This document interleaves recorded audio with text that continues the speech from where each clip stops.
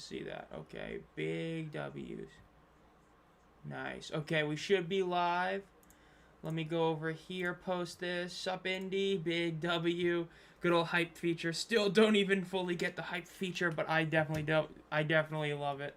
Let's go over here. What is going on in my settings? Hold up. Settings. Stream. Output. I don't know. You let me know. I've set my bit rate higher. I set it like 500 higher, so in theory, it should look a little better. I don't know if I have to set it to a specific amount for it to really like have an impact, because like my kilobytes per second is currently, my bit rate is higher than my limit overall, but I'm not lowering anything. I don't know how it works, but I'm streaming in 4K. Yeah, I had it at like 5K bit rate. I've got it at like 5.5 now, so I'm hoping it's a bit better. But, yeah, we'll see.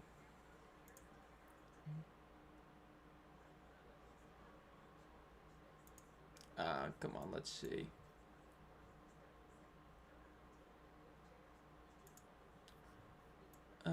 Keep going, okay.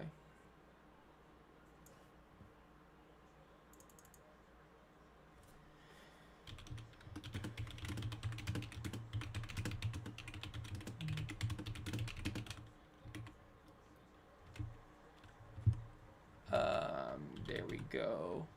Okay, should be all set up on Twitter. Let me go over here. Let me put up the poll. Maybe this time I'll remember to actually take it down when the second drive ends. Who wins? I just put who winned. I should have just kept that. Columbus or Houston. Sup, Steven? Yeah, good old Ted Ginn. Mm.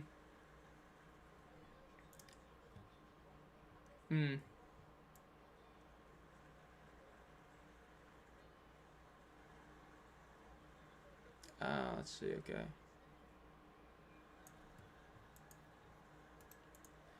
Ted Ginn, the GOAT. Yeah, he's something else.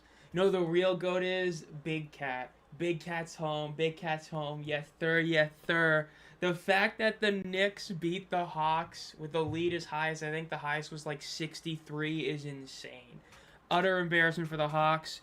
Danhausen cursed that team, brother. He cursed them, and he cursed the Hawks. It was, oh man, it was something great, bro.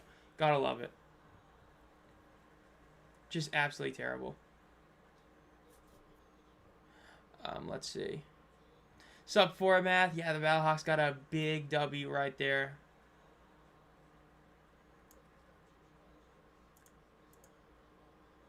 The Atlanta Hawks, something else for sure.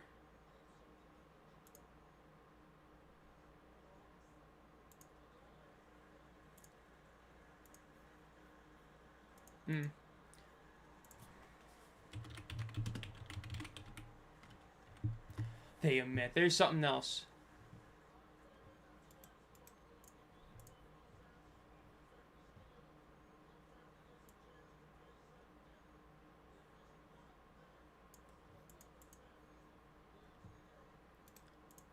Let's go over here.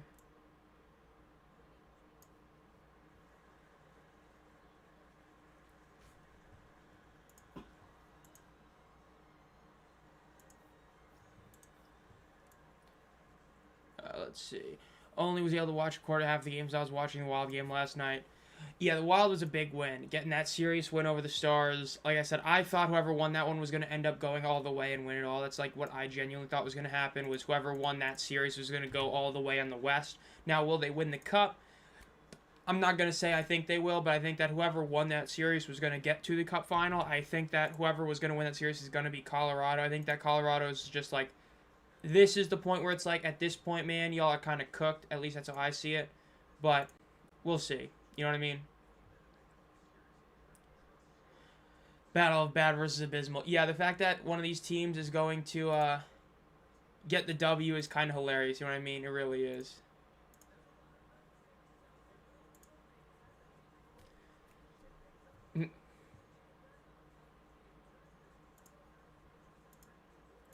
I mean, it really is kind of hilarious how that one works out in the end, but We'll see how it goes this game. This game is... I think Houston pulls it off. I don't know for sure if they're going to pull it off, but I think they're going to win it. I forgot to start the poll. There's the poll. I just have that feeling that they're going to get the W. I think Houston gets it done again. I understand Columbus, in theory, is a better team. Their ground game has been consistent. Like, it's the one thing I saw someone, I think Matty Fresh tweeted it, which I do disagree with. Their offense, rushing-wise, has been consistent all year. I think they're going to keep doing it. Dude, the fact that the Ducks took out the literal defending Western Conference champions is hilarious.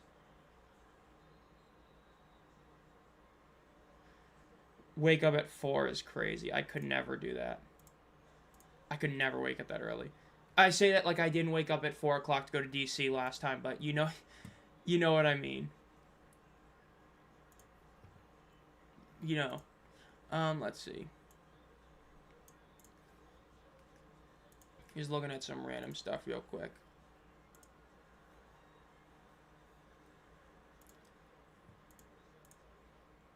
Please, Columbus, do something. They ain't doing anything. I think they might. If they win, it's going to be purely on the ground game. It's going to get them the W. I do not expect that they're going to do well enough on offense to get the job done. Outside of that, I think that it's just... I don't know, man. He's just kind of okay. But we'll see. We'll see what ends up happening. You know what I mean? We'll see what ends up happening with this game. It'll be interesting. Yeah, we'll see. You have one job.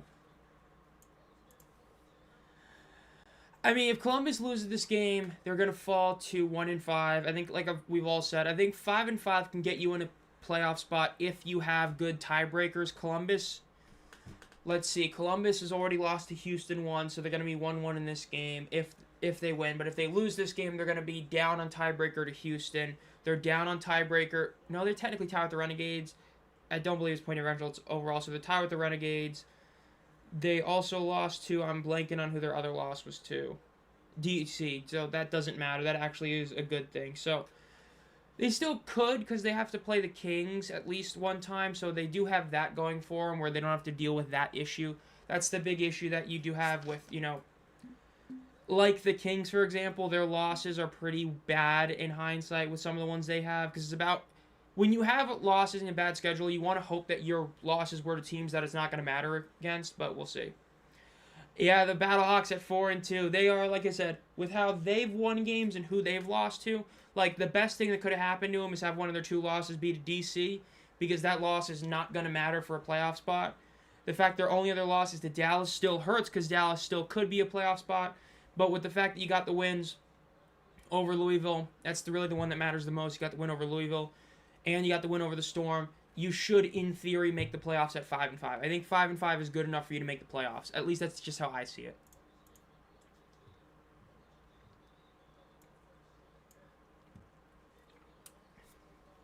They might. I don't remember all the schedules. I have not looked at the schedules like that in that level, but you already played them once, and I view it like as of this moment, like you're looking pretty good right there.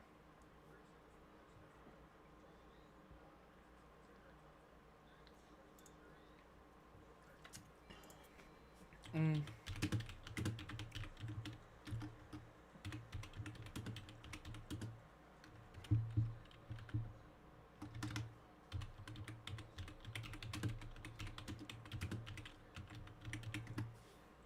Mm.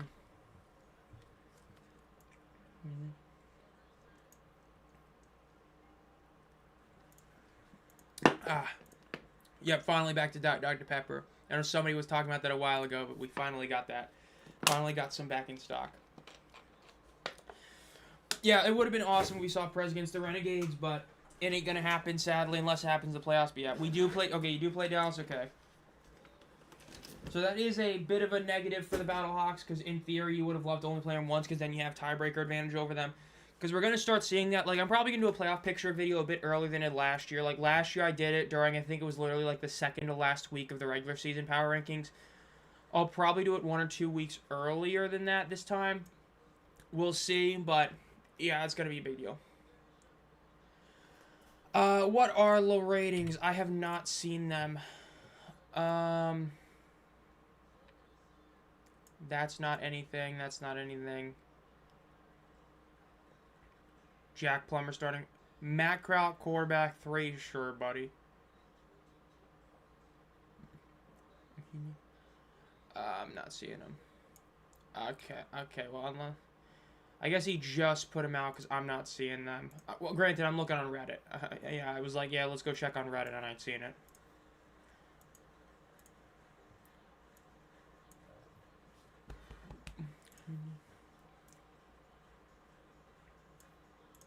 Hmm.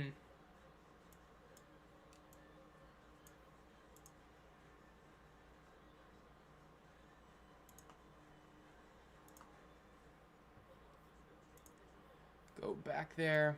Yeah, I gotta check Greg Parks. Let's see. Greg, dude. Like I said, bro, Instagram search engine is the worst out there. It is absolutely pathetic. It does not work whatsoever. But X is a great second. I literally can't even find his account. Like, what is it officially? Because it's not letting me show it. Oh, there's still not new ones out? That's actually hilarious. But even then, I still can't find him.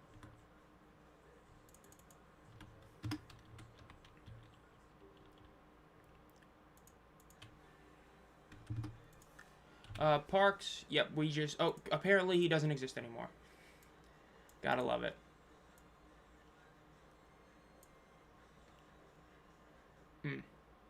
Well, games how to start. Family Feud is over. Cordell Jones. Oh, no, Cordell. Please don't tell me you're going to go to a hospital and beat up some kid in Madden again. I believe that was him that did that one, right?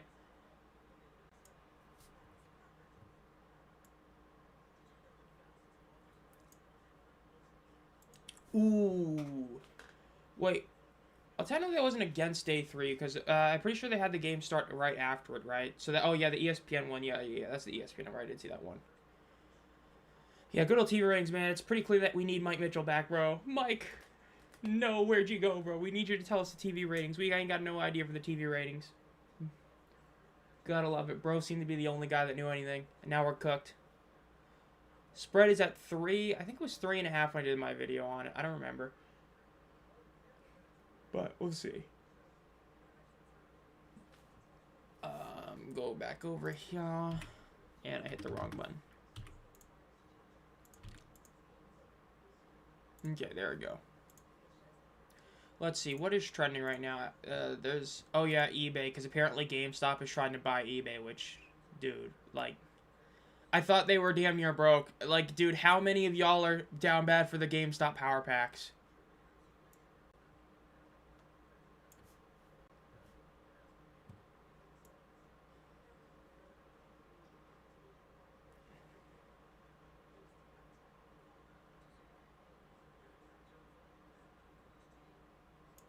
Dude, if GameStop buys eBay, man, we're doomed. We're doomed. We're cooked. Dude, I hate when a random player just starts trending for no reason at all.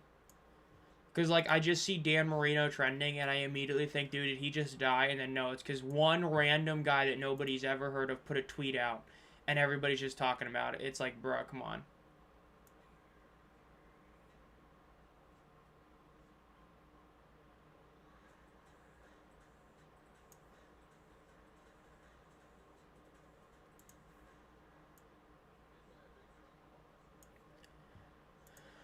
Sup, T-Dog and Karn, I see you both get here in time. Let's scroll this down real quick, because now it's trying to tell me to go on Fox 1. No, I'm not gonna go on Fox 1. I'm good. What's important game for the Aviators tonight for fans. Let's see how Coach Sullivan can mess this one up. Yeah, he's gonna ice his own kicker again. Maybe ice his own punter somehow. His punter's gonna kick like a super deep one that's a perfect punt, and then it's just gonna be like, oh, I called a timeout for some stupid reason like he did last week. We'll see. Would not be off-brand for him. You know what I mean? But we shall see.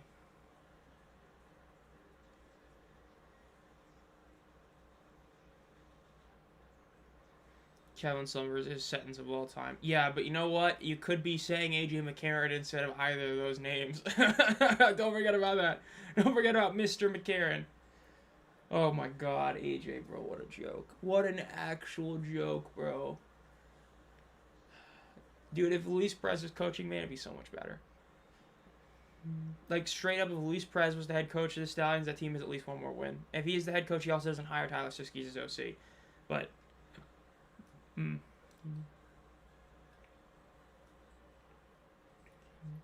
his own TD this time to actually score. I mean, hey, Chris Redmond challenged a touchdown that was reviewed or something, so why not? Yeah, the fact that Ginn is the head coach, like I said, bro, the UFL, I wouldn't be shocked if they start sponsoring another like, I don't know, beer company or something. Cam Young is at minus 220 and next is plus 1500. Scotty's at plus 700. Damn, bro, that's crazy. Scotty's at plus 700 despite being 7 strokes back. That's crazy. The UFL theme. Nolan Henderson. I know Hunter Deckers is getting close to being, like, fully healthy, or, like, let me rephrase that, like, fully healthy. Apparently this team's just never going to have a good one. Oh, that's right, we got the bobbleheads today. I forgot about that. We got the bobbleheads for the Jim Tressel. Kind of completely forgot about that one, not even going to lie.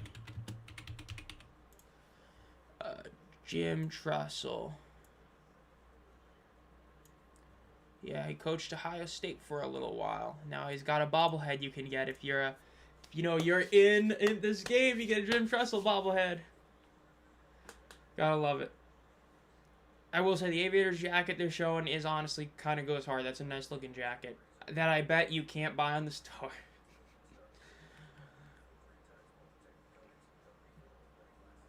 But we'll see. I just saw a possible 10-foot alligator.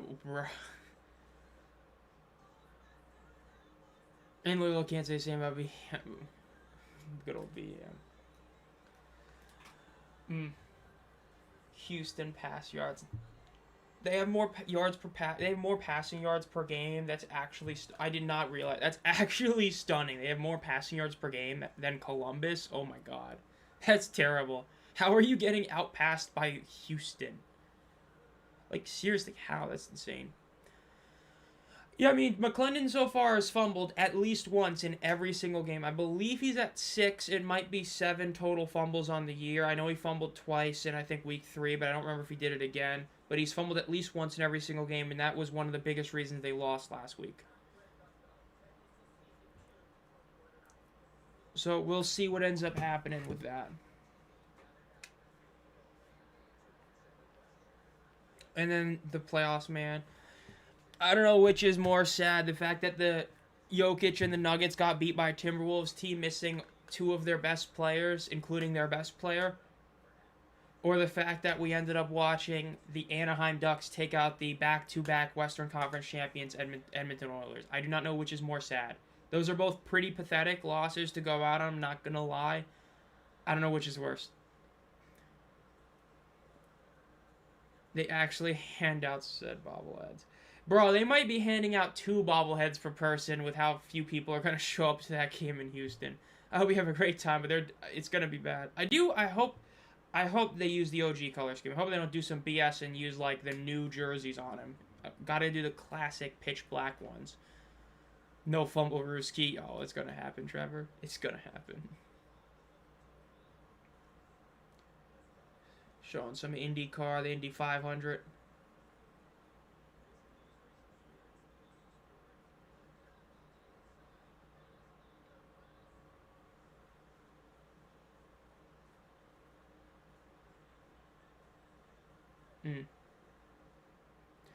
May 24th. Yeah, but you know what we got? We got tickets on sale for the UFL Championship game. You can go to the championship game, you can get tickets for under $100 each for the chip. And you're going to have that for other teams, or for other leagues, I should say.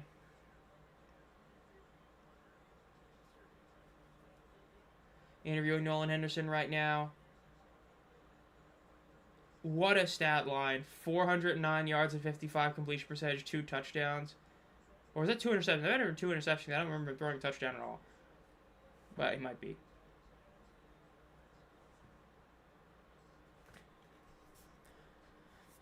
I've seen a picture on the Kellen Yolen uni. Okay, big W. Both old and new helmets on the ground. Okay, I actually like that. That's cool. I do like that. That's a good one. Kevin Sumlin versus Ted Ginn. Somehow it's not the battle of the 2 weakest coaches this year because a certain somebody else in Birmingham exists. So Edmonton hears. Yeah, Edmonton Oilers, man, joke of a team. You could legitimately argue they've had the 2 best players in all of hockey for the last 5 years, and they have essentially done nothing. They got to the conference finals twice. Both were a bit shocking, and then they got beat pretty badly. And one of them they got just your ass handed to them. The other one they almost made it historic comebacks just to lose anyway. So we'll see. Columbus is going to get the ball first. It is going to be recovered initially at the 10-yard line. Cuts inside of the middle to the 15, the 20. Goes back out to the right, and he's going to be taken down at about the 25-yard line exactly. That reminds me, I got to put on the NHL and NBA stuff on the Google tab so I can have that going on. Oh my god, the Magic are going to beat them. That's hilarious, dude. What a 1 seed. It's like everybody's saying, bro, the Hawks have been outdone. The Hawks take another L. They're falling to 2nd place. They can't even call themselves the worst 1 seed of the last 20 years. 1st and 10 for the Aviators. They're in shotgun right now. Looks like they're going to try and do some wildcat formation, but they decided not to. Ball is snapped. Handed off inside, and he's going to cut back, and he's going to get 6.5 yards on the play. Great run right there for the team, for the Aviators. Yeah, worst 10 is still better than Houston. Yeah, L Houston, bro. Typical L Houston, bro. Alize Mack, he's been having a really solid year. I wouldn't be stunned if he ends up getting a second. I believe they're probably going to do 2 tight ends again. I wouldn't be stunned if he gets it. I know he might have the most yards, but he's having a really good year. 2nd and 5 for the Aviators. Call it a pretty bad spot, but ball is snapped.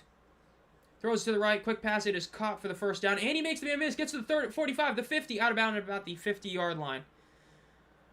Honestly, in terms of a true broadcast group, I couldn't say exactly what my personal favorite is because whenever I'm doing the streams, I'm usually I just barely listen to them, but obviously I'm commentating. Then the other games, I'm not paying a ton of attention to the broadcast groups in that way. So I honestly don't know for sure what my favorite group would be overall. I just know that the actual broadcast, naturally prefer Fox, but in terms of the actual broadcasters, I don't know which ones.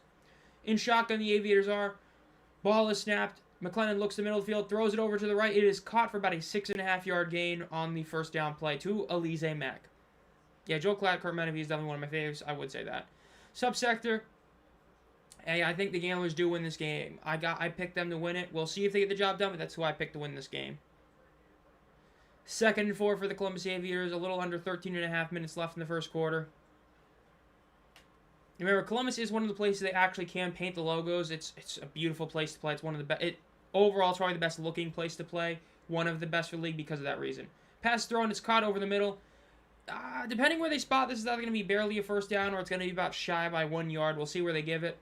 But it's one thing that you got to love about this, especially being the main team in a stadium, is that you get to, actually paint it, DC only has the middle logo, and even then it's just white. They don't even have, it fully painted. But Columbus, they got everything painted. It's beautiful. Love to see it. We'll see what Columbus can do here. The Kings got smacked up. Under center. Showing run. That's going to be offsides on the offense. That should be at least. Wow, no flag for that is pretty egregious. McLennan fakes the throw, then he throws it deep over the middle. Oh, it was almost intercepted. That was a bad throw. He threw it right to the defender. That should have been intercepted. I will also say, that should have been a penalty. I don't know which receiver it was. One of the receivers was lined up way offsides. His foot was, damn near half a yard past the ball. That should have been a penalty, but it is what it is. Crowd's looking okay. It's not looking as good as it was in week 1, but it's still looking pretty solid. Hurts the team that's 1-4, but still looking solid. And it's like somebody said, I think it was Format said, they're going to have more people than any Houston game. ESPN's UFL and ABC viewers. Oh my god, true. They hand the ball off, cuts inside, and he gets about 2.5 yards on the carry. It's going to be about 3rd and 8. Ryan Coe, remember, last week was not great. He ended up missing both an extra point and a close field goal, so we'll see what ends up happening. Chest toward Cloud would be a big one. That would be a big W for sure. They're showing Todd Haley on the sideline right now. Having a good time on the sideline. 3rd and 8 now for the Columbus Aviators. In shotgun. Ball is snapped. McLennan looks to the middle of the field, throws it. It is caught. Gets the first down. I believe that is Nelson, right? Or, I mean, yeah, Gunnar Oaks, and he gets it. What's up, Marion? Columbus, great play right there by him. We'll see what they do. I mean, hey, remember, Columbus only scored 13 points last week, so if they put up even more than 13, wow, they didn't give him the first down? Wow, pretty egregious spot. They're calling it 4th and 1. That should have been a first down. But I guess they're calling it 4th and 1. That's crazy. And they're going to go for it here. Because this should be, like, super within a yard, so I like it, but I'm shocked they didn't give him a first down. Showing run. Ball is snapped. They fake the handoff. They do the pitch. Great play. 30, 25 to 20. Out of bounds at about the 16-yard line. Great play design right there. Beautiful play. Columbus gets the first down and then some.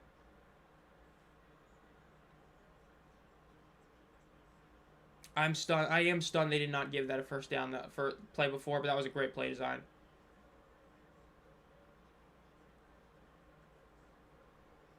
Showing 2 foot on the side. That's great. 2 feet. Not even a yard.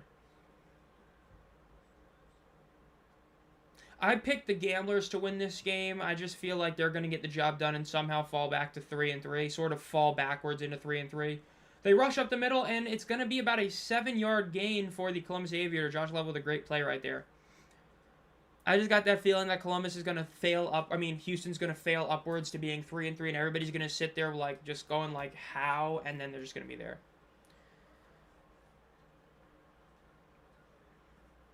Second and 4 now for the Columbus Aviators. Under 10 minutes left. Remember, last game was super quick, as I mentioned in the stream yesterday. Because of how both these teams play offense, they run the ball a lot.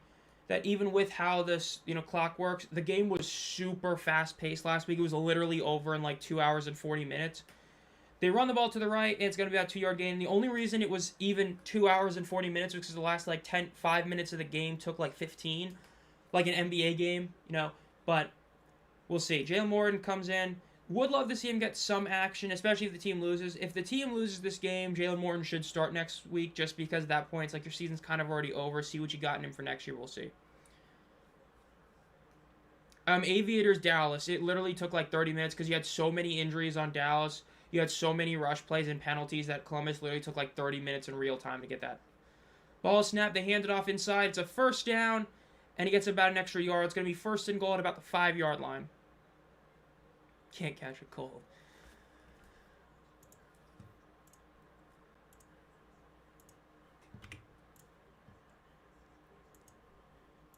New post.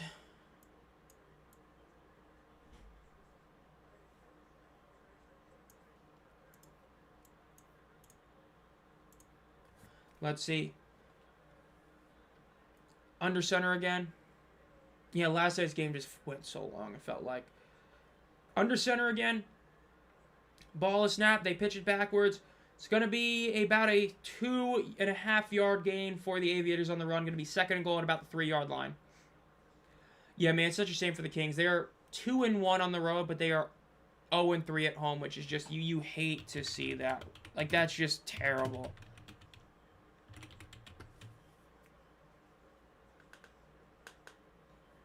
But we'll see. 2nd and goal now for the Columbus Aviators. This is bribing the ref with a 12 bag. The Aviators are winning this. Hey, they got to get the W. Already a long drive, another long one. 7.5 minutes have been taken. Fake the handoff. McLennan's pressured. He's got to throw this away or run for it. He's going to throw it away. Smart play. So we are going to officially have over half a quarter done like that. Again, it's just the way these two teams play. They just run the ball so damn much. But it looks like there's going to be a defensive penalty, which, depending what they call this, there shouldn't be because that was an uncatchable ball. So let's see what they call this. Again, depending on the penalty, this shouldn't be called. Time to play. Was this roughing the passer?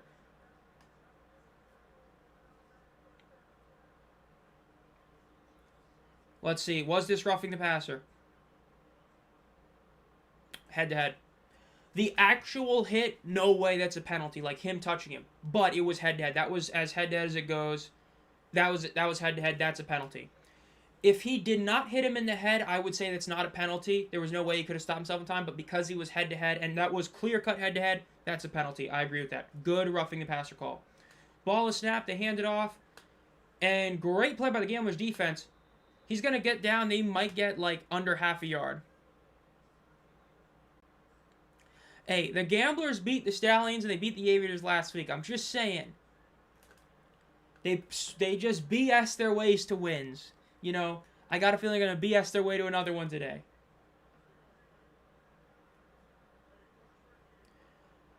Columbus, I don't think could. Houston, they could even beat DC. There's a world where they play DC and they just make them play terribly because that's what Houston does, and then they just BS a win. Like, they're such an aggravating team to watch because they make every game look so bad. And it's a touchdown for Columbus. They rush to the right. I believe that was Josh Lovett who gets the touchdown. Yep, if John Lovett gets the touchdown for the Columbus Aviators, it is 6-0. Over 7.5 minutes taken on that play. Ton of time. Great drive by the Aviators right there. If you're a fan of the Aviators, that's the exact drive you want to see. Just a super, super long drive. Right there, what you love to see.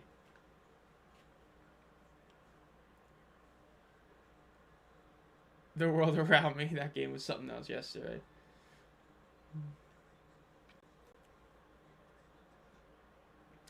That's insane. Dude, so much time off the clock. Just a beautiful drive.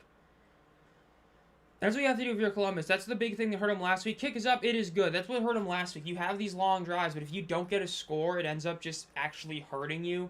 Right? Again, it's what we saw with Orlando, right? In Orlando against St. Louis, they had this 7-minute drive that shouldn't have been that long, and they only got a field goal, and they ended up screwing themselves over. So, you know, it's the one thing you can't really have happen to you. But we'll see. So far, though, obviously, 7-0 lead for the for the Columbus Aviators.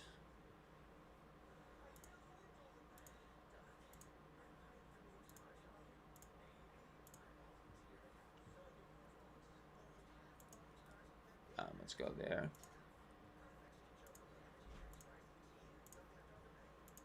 Hmm.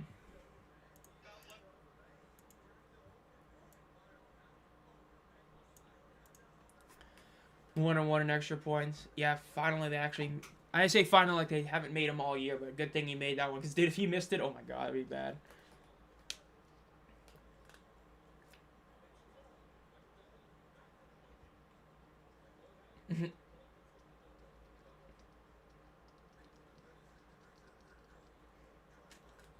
It really does suck for the Kings.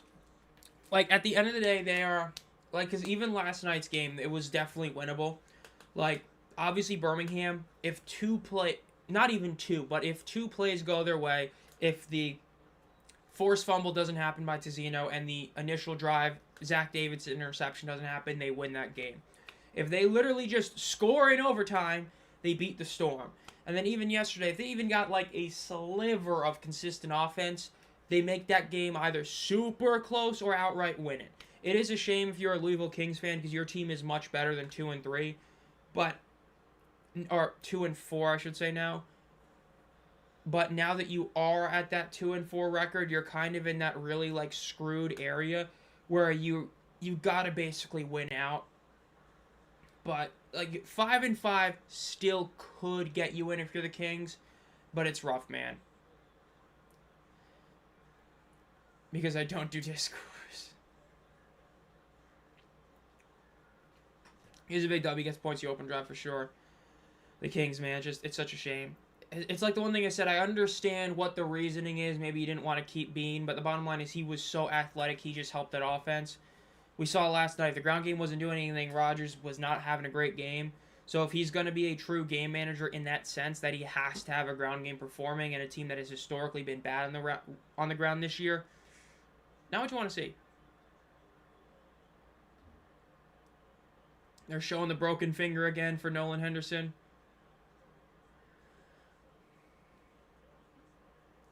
Gotta love it, bros playing in a broken finger. Imagine being a Houston fan, you're being told your best quarterback is a guy with a broken finger. Like, dude, that's on a throwing hand? Oh, that's rough. Let's see what he can do. Last week, he did he basically did nothing and won. He was Luigi winning by doing nothing. He threw the ball a couple of times for a few yards, and they got the W against the Aviators. Again, incredible opening drive for the Aviators. We'll see if Houston can respond. Kick is up. Covered at the 5, up to the 15, the 20, the 25. Cuts inside the 30. Oh, we were almost looking at another incredible rush. He's going to be down to the 30th road progress, though. I feel like they have a second or third easiest game in England. St. Louis first and DC second, third, depending on how you feel. I don't remember exactly who Columbus plays, like off the top of my head, but I do believe it is pretty easy. Because I know they've already gotten pretty lucky with certain teams you play. Like, if you have, let's say, Birmingham still in your schedule, especially if you play them twice in your schedule, that's looking like a pretty good one right now, which imagine saying that before. Even Dallas is still debatable, because, again, this is a big game for Dallas this weekend, because this is to show that they really are not choking. Because if they lose that game by anything more than 10, they're basically done. Like, they're cooked. It's another 3-0, 3-1, they're screwed. Ball snapped, quick little screen pass by Henderson. It's going to be about a 2-yard gain for the Gamblers. A few chats up. Let me check.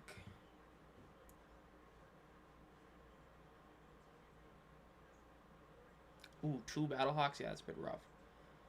Battlehawks, Kings. Oh, yeah, 2 Stallions is huge. 2 Stallions games is huge. That in theory, could he be 2-0 right there. So that is a pretty good one, in theory. God, we might have 2 tank bulls, though. Oh, God. Back-to-back tank bulls of the same teams. That'd be great. Ball snap. They hand it off.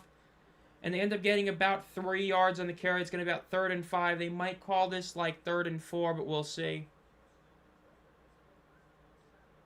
Dude, they don't even have Yarns' like picture on the Fox. That's hilarious. Birmingham, depending how this game goes in next week, Birmingham-Columbus could definitely be a tank bull for sure. That really could be one. Or let me say it could be 2, potentially. 3rd and 5 for the Houston Gamblers. In shotgun. Ball is snapped. Looks to the middle of the field. Gets pressured. Rolling to his right. He's going to run for it. He's got room. This is the first down. 40, the 45, the 50, the 45, the 40, the 35, the 30. He's out of bounds at the 30. Incredible scramble by Nolan Henderson right there. That's what you love to see. That's what we talked about over 2 years ago, back when he started playing for the Roughnecks in 24, about how back then he was the best quarterback on that roster, was his ability to run incredibly well. Big play right there for Nolan Henderson. Great play. He had just so much open room. Some great blocking downfield by 88 right there. If he doesn't block that well, that ends up being probably about, like, let's say 15 to 20 yards less. So a massive credit to the receiver or the tight end down there. Great blocking. 1st and 10 now for the Houston Gamblers. Only 4.5 minutes left in the first quarter. They got to get a play out. They might have to call a penalty here. Yep, and they're going to get flagged here unless they call timeout. Looks like they're going to give it the flag, maybe. Nope, Houston's calling a timeout. So there's your bad timeout call by Kevin Sumlin. Already using a timeout within the first 15 minutes of the game on a penalty that would make it 1st and 15. Like, oh no. Yeah, the Birmingham coaching staff is something else, dude. That offensive coaching staff really is offensive.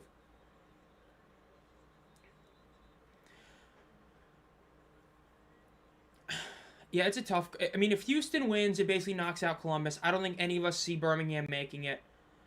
Dallas is one that's rough. I mean, Orlando still has that huge record. Like, they have... Like I said, I think Orlando is even more of a lock than St. Louis, purely because 4-1 is just such a... You have to try to miss the playoffs at 4-1. So I think that Orlando is a lock. I think them and DC are locks. St. Louis is a damn near lock, and it's just basically... Whoever wins this game, Louisville and Dallas fighting for the 4th spot. Ball is snapped. They hand it off, cuts to the left, and he gets about 2 yards. Because, remember, Orlando did beat Louisville twice, so they've got tiebreaker over Louisville. So if they finish 5-5 and Louisville finishes 5-5, which is very much possible, they get tiebreaker over them, and that's huge for Orlando. Orlando also beat Columbus already, so they have tiebreaker currently over them as well. So I just think that, like, Orlando is a borderline lock to me. I think they're a lock right now. Like, if they miss the playoffs, then AJ McCarron, you might not be the worst coach in the league. You know what I mean? 2nd and 8.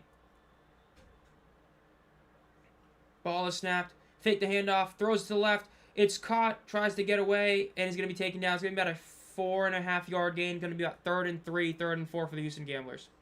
Yeah, Orlando beat Columbus. So Orlando has already beaten Columbus. That was in week 1. Then they beat the Kings twice. And then the other one was against Birmingham. That win literally doesn't matter. But you've beaten Columbus, so you've essentially already taken out Columbus. And you beat the Kings twice, so tied record, you get in. I just think that Orlando, like, the world that they missed the playoffs is just, it's such a low possibility. It could, but yeah. Ball snap, they hand it off, cuts inside, gets to the 20, the 15, down at about the 13, 12.5 yard line for a first down for Houston. We might have 2 drives and the first quarter be over, which would be crazy. Dude, it's not even 8:30 and this game is already down to 3 minutes in the first quarter. That's crazy. Yeah, Orlando, I am not worried about Orlando whatsoever winning the championship. Even if you eliminate the whole Anthony Beck can't win big games, like, even as a team, I'm not threatened by him in that regard. But, like, 4-1, like, you can fluke out a win against somebody else. Like, if Birmingham can fluke out a win, Orlando can. Hand it off to the left, and it's a touchdown. Beautiful run. He just got past that first wave. No one was there. Incredible run right there. Marcus Major for the touchdown. It is going to be 6-7 as the score right now with 2.5 minutes left in the first quarter. Again, just 2 incredible opening drives for both teams. Defenses, they just kind of got beat both drives. Oh no, AJ is dead last. I'm just saying that if Orlando misses the playoffs, it's Anthony Beck. If you miss the playoffs in a 10-game season while starting 4-0, like, dude, the entire starting lineup for Orlando could get hurt, and I would still say it's the worst coaching I've ever seen in sports. But that's not going to happen. But if it does, he's the worst coach in the league. But right now, it's obviously AJ. AJ is just like, oh my God. Kick is up, it is good. Because you got to remember, head coach, arguably the most important thing. If you're not the play caller, it's hiring good play callers. AJ McCarron, with a straight face, said, I want Tyler Siskey. No way, bro, really said, I want Tyler Siskey calling my offense, and thought that was a good idea. Like, dude, really? Tyler Siskey, the guy that hasn't done any coaching in like a decade, and then when he did it for like 3 years. He's never called plays before. That's the guy you want? Come on, man. They're going to have to re-kick this, by the way. There was a false start penalty, so this is now going to be a 38-yard kick.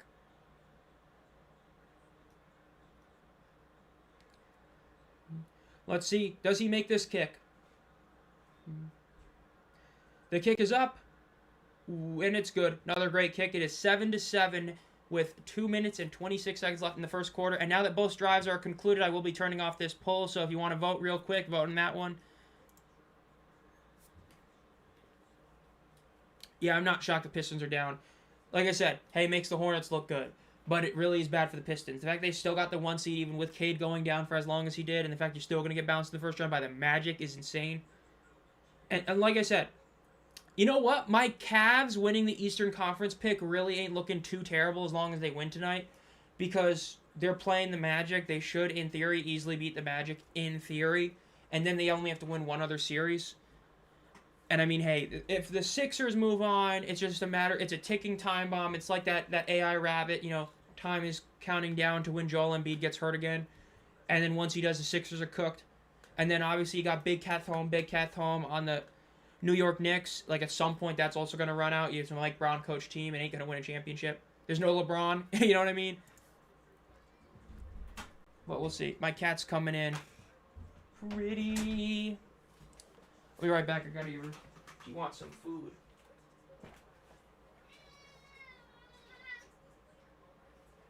She's not joining. She just wants to eat real quick. Gotta go give her some food. I was pulling for AJ because in passionate interviews he gave mentioning his sons all the way through Matt Crowell under the bus. Yeah, I mean, the fact that he did what he did before, like, what happened to him is insane. And then the fact is, like I said, Luis Perez would garner respect from a locker room. I have to question if AJ has that respect. McCarron will lead Birmingham to win, to get revenge at Orlando, especially D-Hero looking good. Hey, but if Matt Corral comes in, he might get some revenge on that one. That's the one thing you got to remember. That could happen.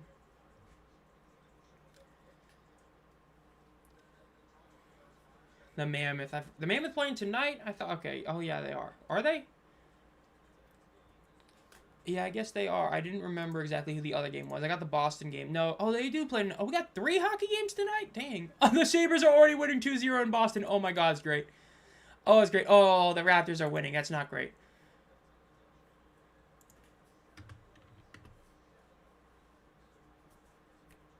Hmm.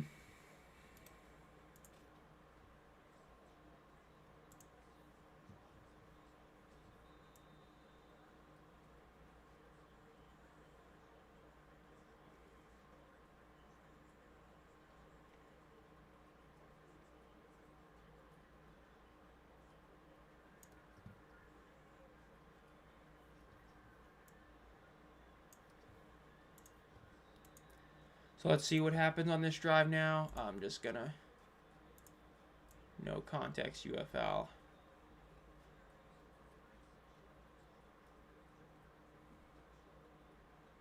Detroit blows. Oh my God. CJ was right about everything. Oh my gosh. Yes, we got to bring back the Panthers. Got to bring back the Michigan Panthers, bro. Look at this. I got the UFL jersey on. 1st and 10 for the Columbus Aviators. Ball is snapped. Throws it over the middle of the field. It is incomplete. It's going to be 2nd and 10 now for him.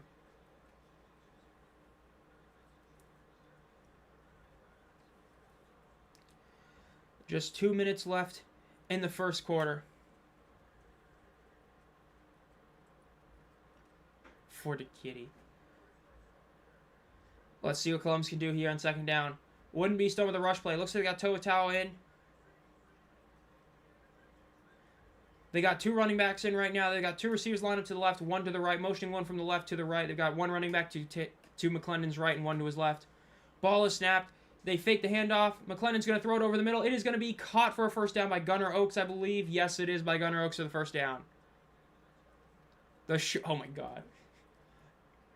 Hey, trust, bro. We're going to bring him back. It's going to work this time. It's going to work this time, baby. Hopefully, is there a bigger stadium in Memphis? Put him in Nashville. Oh, my God. Look at that. That's a great catch by Gunnar Oaks right there. Mediocre throw, and he turned it into a great catch. That was my tight end, bro. That was my tight end. He followed me on Instagram, bro. Oh, man. Ball is snapped. They hand it off. And it's going to be a 0-yard gain. Bro, when the Showboats nixed their throwback night, that's when you knew it was over. That's when you knew it was over for the team. The league said, we ain't spending that money for throwback jerseys. They said, nah, we good. They said, nah, we good. Take that L, bro. It was so bad. It was the unis. Oh, the better overall team, the best team is definitely the Kings so far. No, the best team... I mean, the Storm did win. I don't know.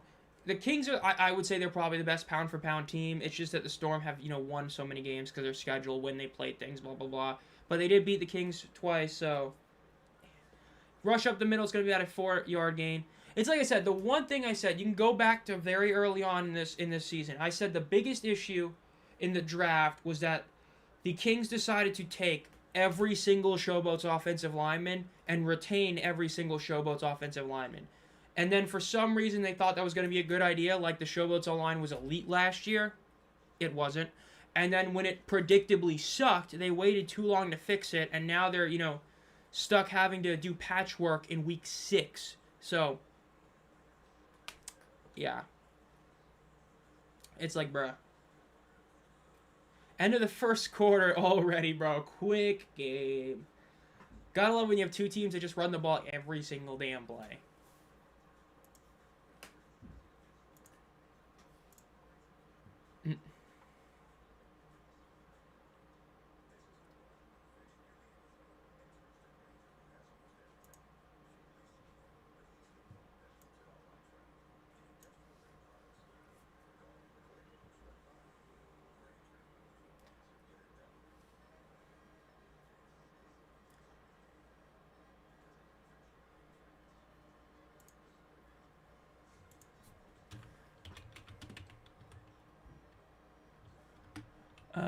Let's see.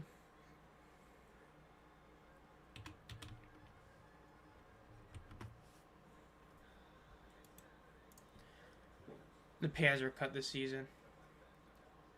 Yeah, I mean, it was all because of the issue with the blah blah blah thing with the BS stuff. It sucks. It is what it is, but they show you back in 2028. It's all that matters. But we'll see.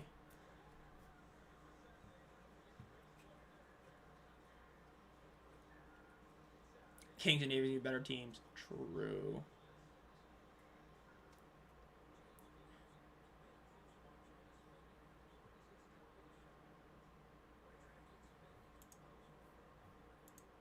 Oop, didn't mean to click that. Misclicked something. Tonight's team is so much more efficient on third down. Yeah, the fact that Aviators fans are showing up is what you really love to see. That's what you, honest to God, love to see.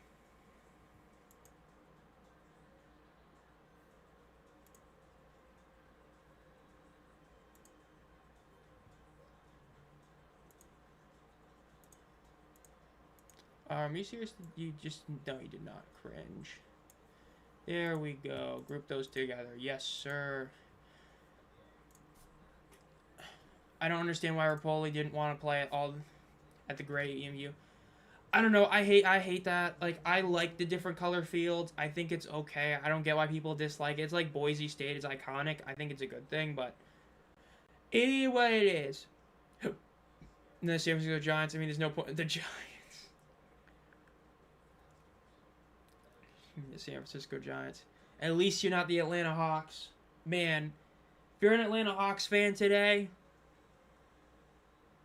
pour one out for them, bro. Pour one out for the Atlanta Hawks fans, because, man, Elijah was rough.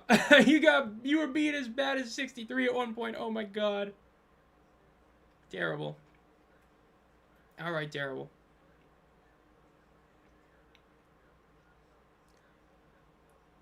I love different colored fields. EMU is great turf. They should have gone there. It is what it is. As long as they bring it back in 2028, as long as the stadium is done. Bring back Mike Nolan.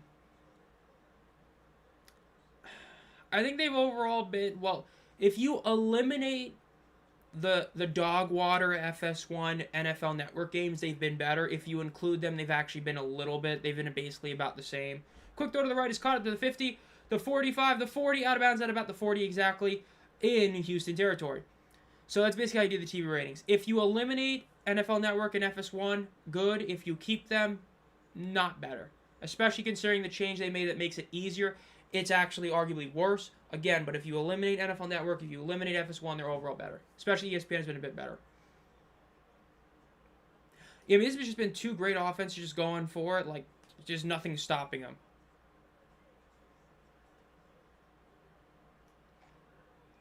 Now we're seeing Talia again. He's going to hit different this time, trust. Ball snap. They fake the handoff. They're going to throw it deep to the right.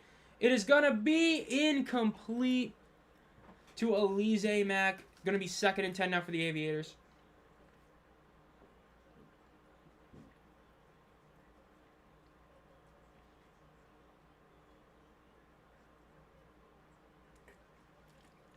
I think M&F has overall been about the same.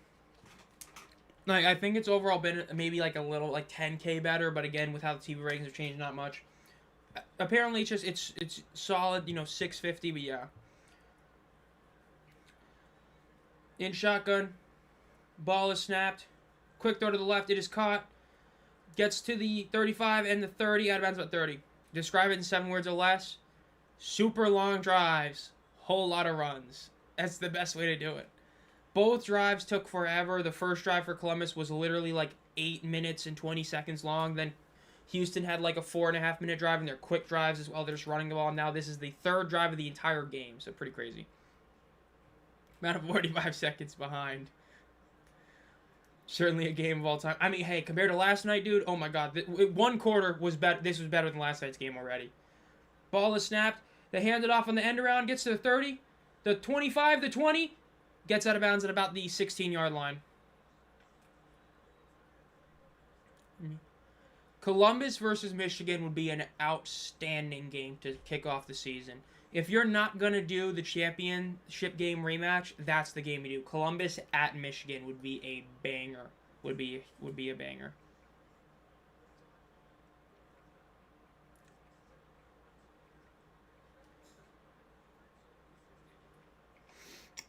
So let's see if Columbus can score another touchdown here. In shotgun, they got the 2 running backs in the backfield again for this drive. Ball is snapped. Handed off inside to Toatawa. Keeps going. Barrels forward for about 3.5 yards. The Dallas Stars. Oh, no. They blew it. They lost again. They got beat by the Wilds. They let, I forget his name, Matt Boley and Quinn Hughes dump on him. Such a shame. We're going to win 23-7. Hey, you know what, though? You could be a Pittsburgh Penguins fan. You got hopium for about, like, 2 days, and then it got taken away from you, and you just lost to your biggest rival. Or you could be a Hawks fan for the NBA. Ball is snapped. Throw it over the middle. It is caught up to the 10-yard line. It's going to be down about the 9-yard line. Never forget when the Minnesota Wild threw, like, damn near their entire salary cap at, what was it, Zach Parise, and I'm blanking on the other guy. I can see the image, the iconic 4th of July image of them holding the jerseys together and Wild fan not realizing what a big mistake they made.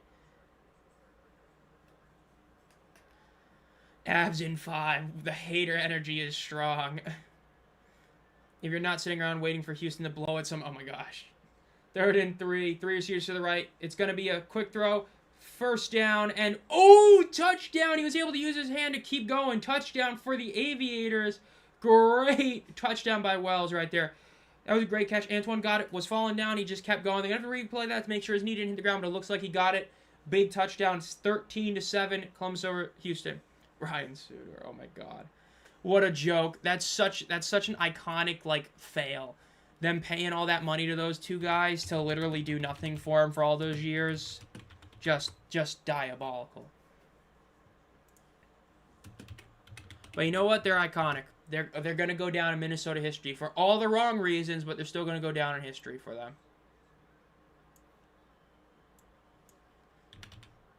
It looks like a touchdown.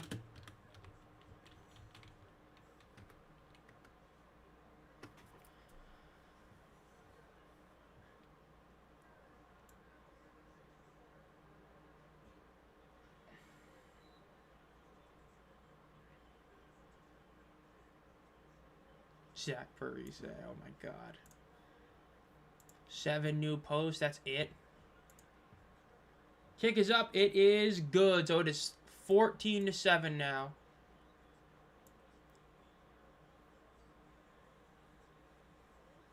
Marcus Majors gets us on the board, oh my God.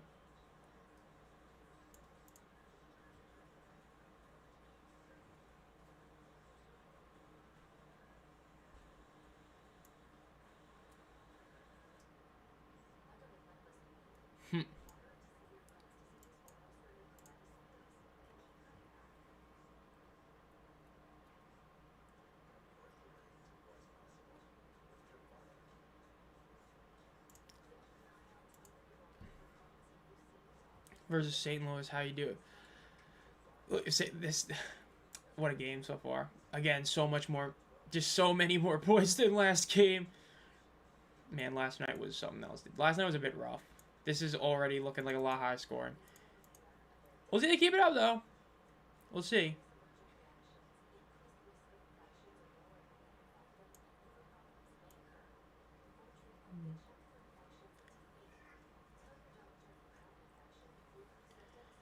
I was all in the Aviators start season. Now I'm super confident they'll screw this up. Hey, with Ted Ginn as your head coach? Probably. Honestly, probably. But you never know, but probably.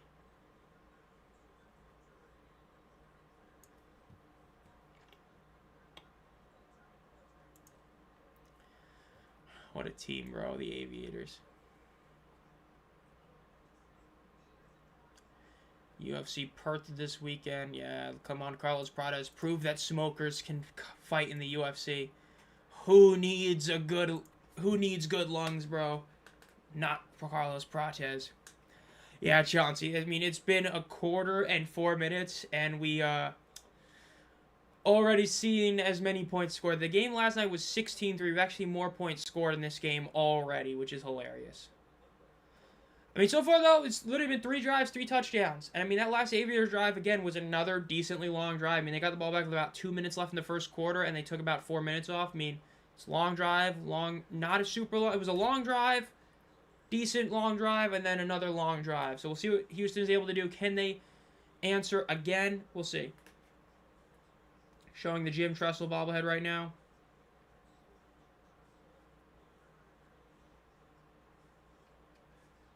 Might as well put him a head coach for this game, man. Oh, look at the fans showing their Jim Tressel bobblehead. I hope they do something good for the championship. They better do a giveaway, dude. The USFL did giveaways. They gave away shirts. We got to see something like that this year. I don't know if I'd call it St. Louis. I mean, St. Louis defense is legit, but you're giving a little too. You're not giving enough credit to how bad Louisville's offense is. They rush up and they get down at about the 33-ish yard line. The best thing about the unis, yeah, their unis are good, but team is yeah. Look, they got Jim Tressel on the sideline.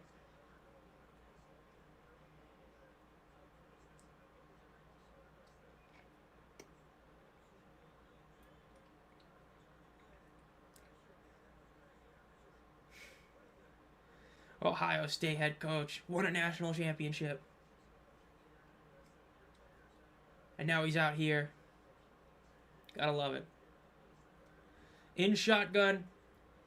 Ball is snapped for Houston. They fake the handoff. Henderson looks, and he's going to throw it deep over the middle. It is caught to the left to about the 50-yard line.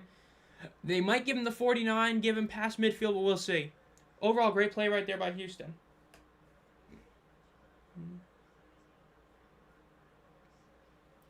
And at least Cleveland got it a bit closer. I picked Cleveland to win that series. With how bad some of my other first-round picks are going for the NBA, they better do it. I don't know if I'd say they don't have a bad offense. That ground offense sucks. I mean, one good week doesn't make you a good offense. That Louisville ground game has been terrible all year. They've had one good game. If you eliminate that one game, oh my god. And their passing attack was Jason Bean. Without Jason Bean, it ain't looking too good. 2nd and 9 for the Houston Gamblers now after the first down rush. Only got 1 yard. Yeah, but I mean, Dallas' defense looked worse every single week. I mean, it's like saying Columbus is the best offense in the league because they put up 28 against them. Ball is snapped. They hand it off. It's going to be a 3-yard loss for the Gamblers. Not a good player there. Remember, they're going to be forced to go for it, but there is a flag. This might be roughing the passer here.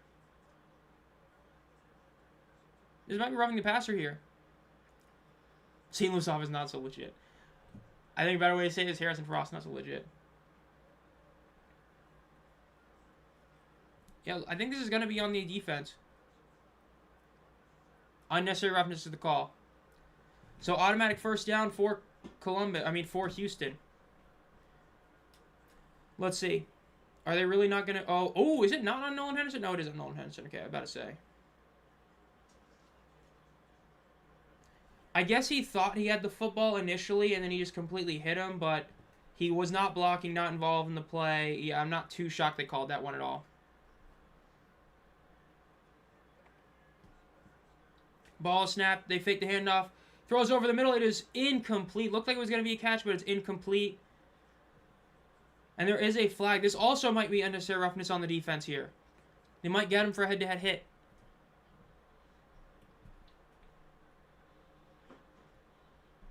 Trash Frost. Oh, my God. The Columbus crowd is not having it. They are not happy right now.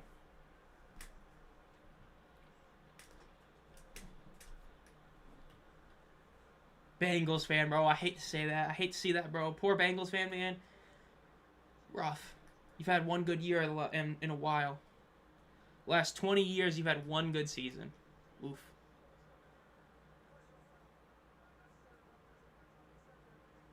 Yep, another penalty on the Columbus Aviators right there.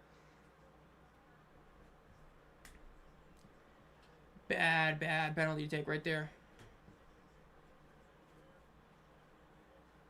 I gotta see a replay on that. Was that head-to-head? I couldn't see on that angle.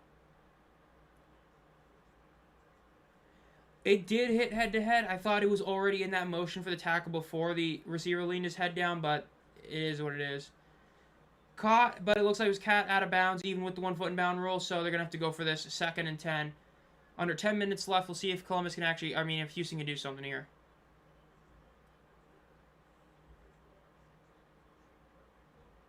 Let's see, fully out of bounds. Yep, already out of bounds by the time you catch the ball. Yep, right call.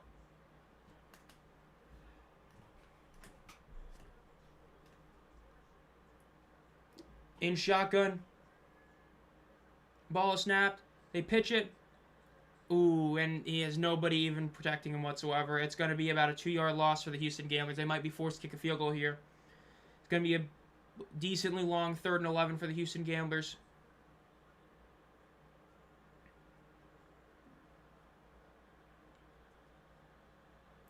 Going to call this play with about 8 minutes and 40 seconds or 45 seconds left. Captain Munderland being shown on the sideline.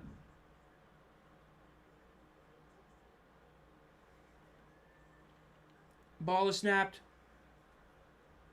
Throws it to the right. It's going to be caught, but it's going to be caught well short of the 1st down marker.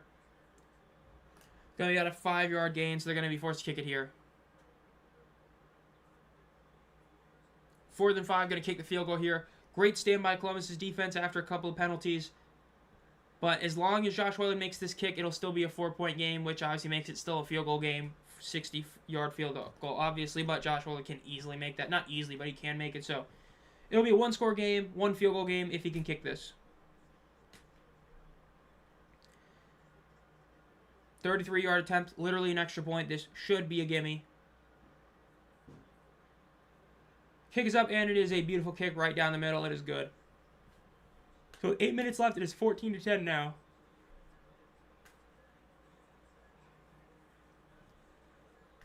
Not long until Captain goes on the field and tackles himself. Oh my gosh. Hey, the former Carolina Panther, bro. We got a lot of those guys coaching in this league. Don't forget, Ricky Pro was on the coaching staff for that team.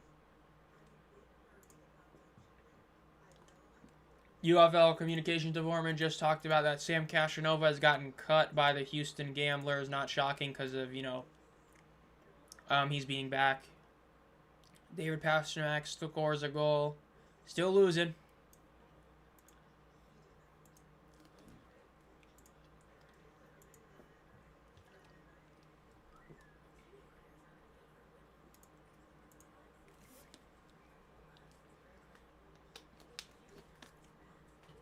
Commercial break now. Yeah, that was a big kick. 4-point game. So far, though, still 4 for 4 in overall scoring drives. Though 3 of 4 now. Houston has a win percentage of 36 according to Fox. Got all of these win percentage things. No microphone being shoved in the save of Sam Acho, bro. Sam Acho has become one of the most hated men in Columbus, I bet, after doing that. So, Captain, what are your thoughts on your defense getting cooked right now in the red zone? Oh my god, it's terrible. The fact that he did it back-to-back drives is even worse.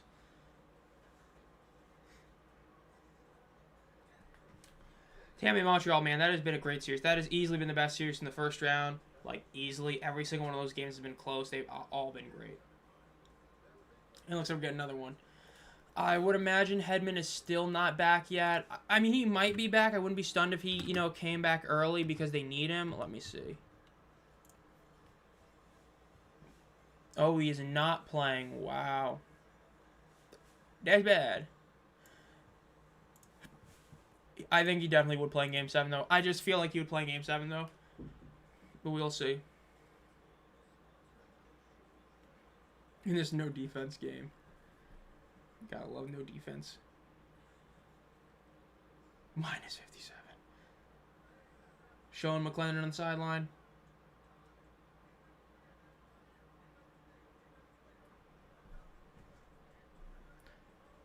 Talking to Todd Haley on the sideline. What a duo right there.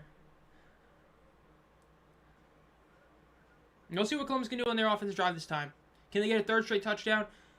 Knowing Columbus, they somehow might eat up an entire 8 minutes and all 3 timeouts. Or, my bad, they used one of them. 2 of their timeouts that Houston has. We'll see.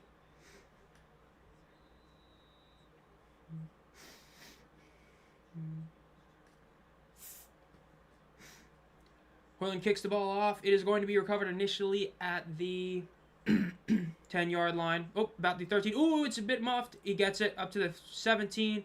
Gets to the 20. Cuts inside. Gets to the 25. Honestly, that's a bit weak coverage unit by Houston. The fact that he ended up muffing it and they still were able to get a few yards is not great, but it is what it is. First and 10 now for the Columbus Aviators.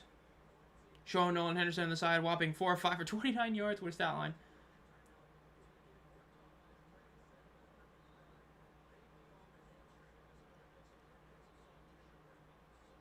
Let's see. 7 minutes and 50 seconds left. In under center. And they're calling an audible here. McClendon is by himself in the backfield. He's got 3 receivers to the left, 2 to the right. Ball is snapped. Looks to the left side of the field. Throws it. It is going to be caught wide open at the 50. Gets to the 45. He breaks the tackle. The 35. The 25. The 20. He is down at the 20-yard line. Incredible play right there. He had one man on him. He broke the tackle. Kept going. Tay Martin with a massive play right there. That's about almost a 50-yard reception. I think that is a 50-yard reception right there. Oh, my goodness. Great play right there. They're going to quickly call another play. They hand the ball off up the middle. Bounces out of the pocket, and he gets about 4 yards in the carry. Might call it only 3. Just incredible right there. Oh, my God. Look at that. That's a huge pass right there. Are they going to show it? Oh, my bad. It was 52-yard. Literally just an insane one right there. Houston might be cooked here. Showing the pocket. Beautiful throw right there. 26 air yards, man. There's a couple of quarterbacks. If you show 26 air yards to, they might get scared. Ball is snapped. They hand it off. Tries to cut outside again. Houston's able to take him down for about a 2-yard gain. Tegan is on the sidelines. They just are showing Todd Haley, but he is still on the sidelines. I have seen him being shown a couple times.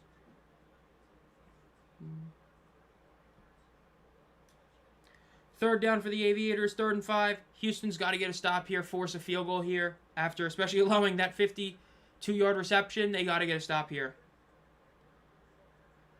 There's going to be about 6 minutes and 10 seconds left when this ball is snapped in the first half. Ball is snapped. They hand it off. Cuts inside. Gets the first down. Is going to be down at about the 6-yard line. Great play by Columbus. First and goal. Now, if you're Columbus, you probably do want to score pretty quick here. You want to make it to where you might be able to get the ball back again in this half. So try to score this before 5 minutes, but we'll see. Ball is snapped. Hand it off once again. They're just spamming the handoff, and it's a touchdown. Columbus is up 20-10. Columbus, man, they're just going off. 3 straight touchdowns to start this game. Zaquandre White with a touchdown. It's bad defense. Columbus is doing what they did to Dallas, man. They're just punching it down this team's throat. It's not even just, they can't do anything. Just terrible. 20-10 game now.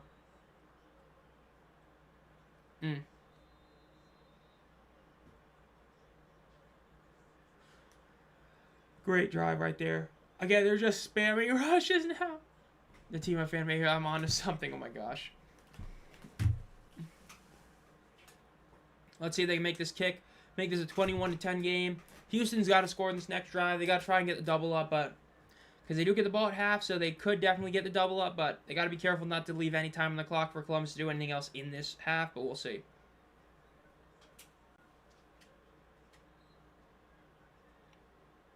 Pretty, what you doing? Going to eat some more?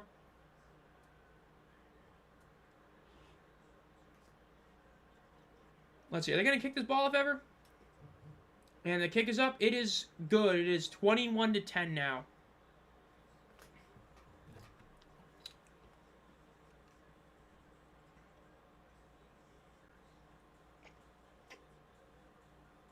Let's go, Chief. Oh, my God. Columbus is up to a big lead, man. Oh, man, my game picks are cooked, bro.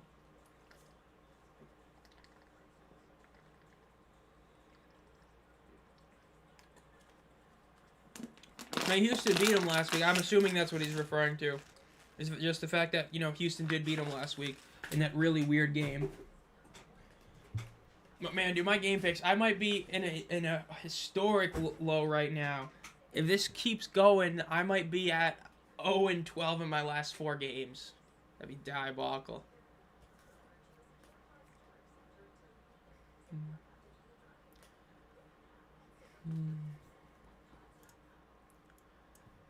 Let's see. What's trending now? eBay is still trending. Oh my god.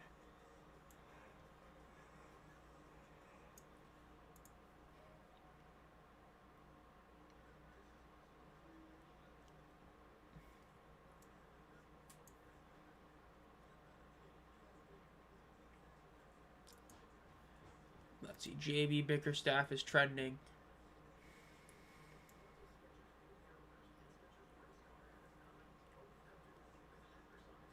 Everybody is hating on JB Bickerstaff now. Oh my gosh.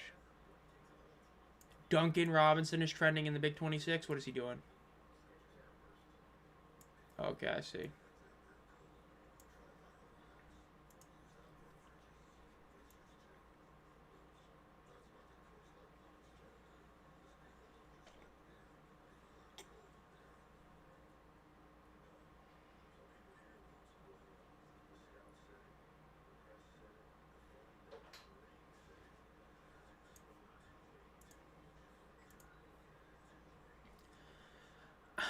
I'm not a big fan of the back-to-backs. I'm like direct back-to-backs. It's just, I guess I'm just a truther for like how it's normally supposed to be.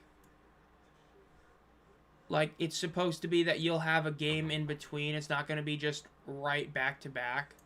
I'm just not a fan of it being like immediately back-to-back. But it is what it is.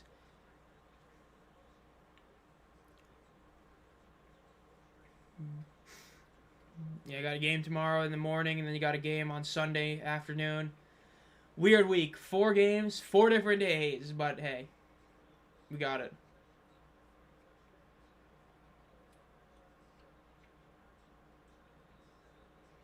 Showing Ted Kidd now with his hoodie on.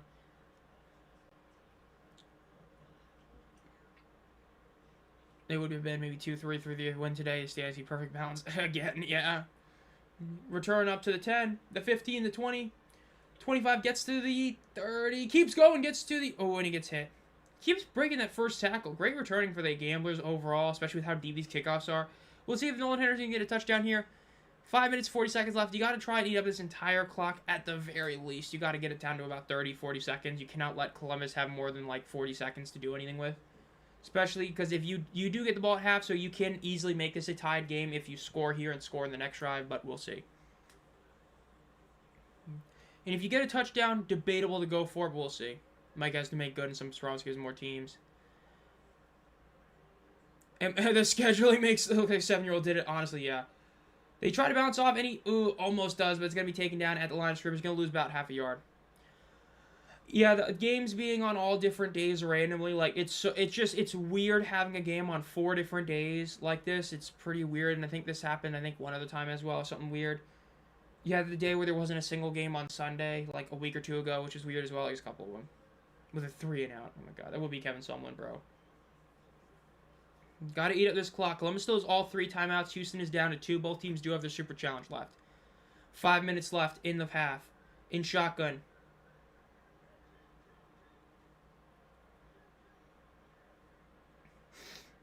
Looks to be calling an audible here. Ball is snapped.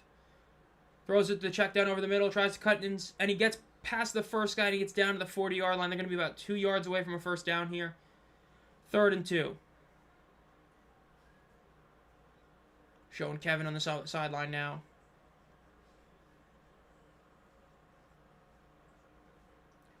He's going to snap this ball with about 4:10 left on the clock for the half. Got to get a first down here. If you get a first down here, you can eat up a lot more clock. Obviously, try to get this to at least a 2-minute warning. Just make sure Columbus doesn't get the ball back. We'll see. In shotgun, they only need 2 yards. Ball is snapped. They hand it off, and they are going to not get it. That is not what you want to see. They're not even... They might give him 1 yard, but you're probably forced to punt on here. If it's 4th and 1... Maybe say FA and go for it. But we'll see where the exact spot is.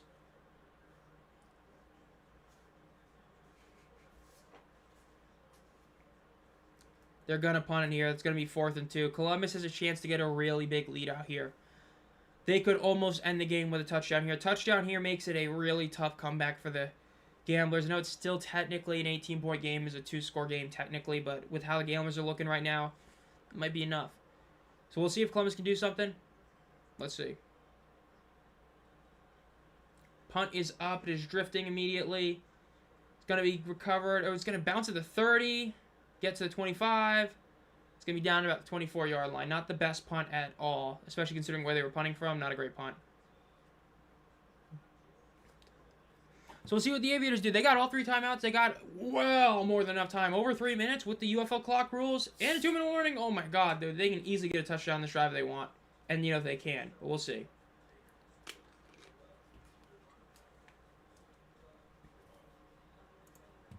Let's check some scores right now. Still 0-0, 2-1, 56-65. Ooh, Pistons are closing it. Pistons are making it a close game.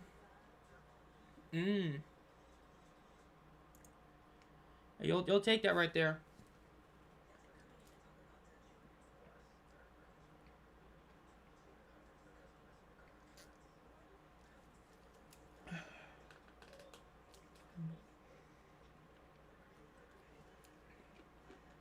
The Derby, I forgot about that.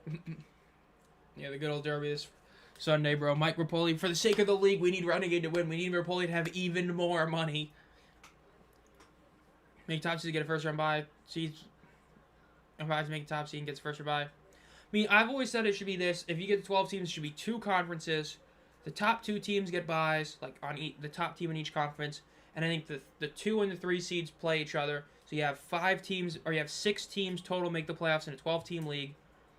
That's how I view it. Have 2 conferences. Top team in each conference makes it. And then 2nd and 3 seeds go against each other, or just do wild cards.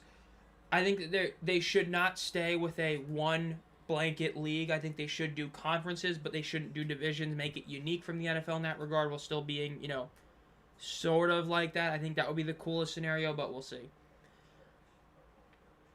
Hey, no problem. Nice to see you here, WV, here for this game, which is looking like it might be a blowout, but we'll see.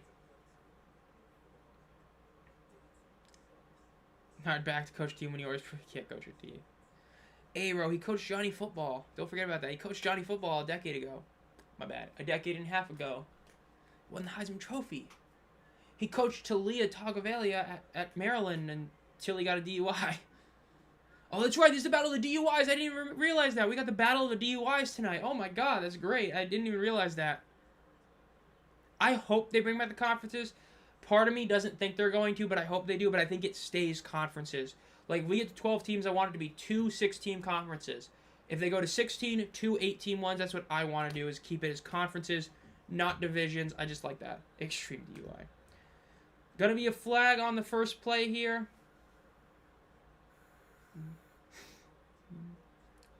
It's gonna be on the defense. Extreme DUI, oh my gosh. They're showing the Todd Haley twerking clip again. Oh my God. Oh my God.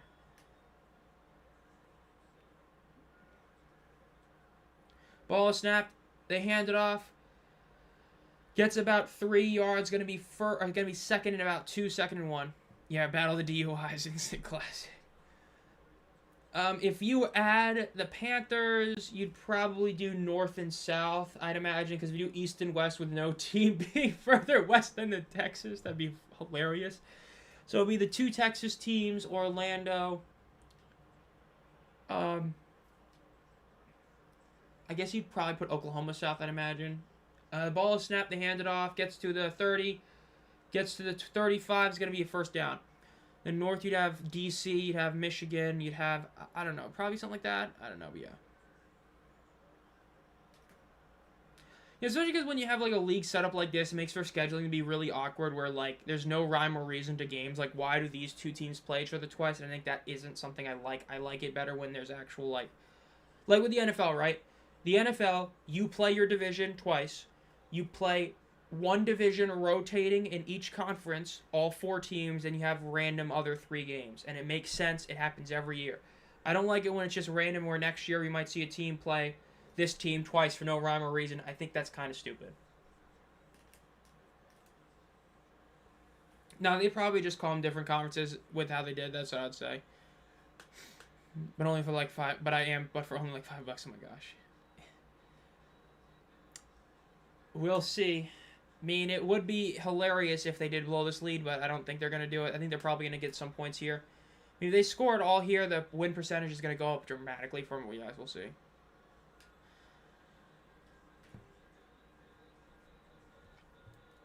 I wonder if they would be cool as long as they true XFL, USFL. We'll see what ends up happening. Like I said, I feel like every expansion they should bring back at least one legacy team until you get at least like 4 or 5 of them back. There's too many of them that you need to bring back for one reason or another, but we'll see.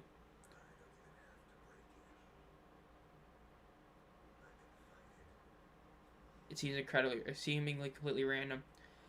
I didn't know that if you do like if you do 2 6-team conferences when the league gets to 12 teams, you play each one of your team once. That's 5 games by itself.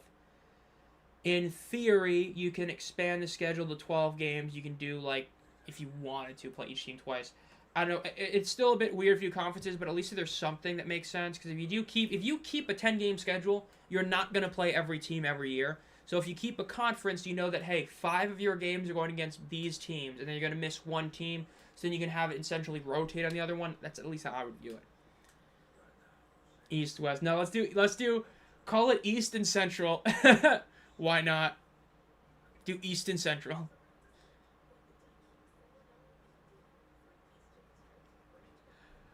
Good old Central. You can have the Texas teams. You can have a third Texas team. Why not? Just do all the teams that are basically hell. I mean, like you could go back to divisions, do a Texas division, add a team in Austin, Texas division, baby. Let's go. Bring back the Brahmas. 4 teams in Texas. Let's go. And it is raining a bit. Though, in all honesty, this really shouldn't matter at all. Neither of these teams are throwing the ball a lot, so this shouldn't matter. This is hurting the attendance in terms of what's going to look on TV. So it is now going to look bad on TV because, as always, we hate the rain. If it even rains, like, more than, like, if I get, like, 3 drops on me, I'm out.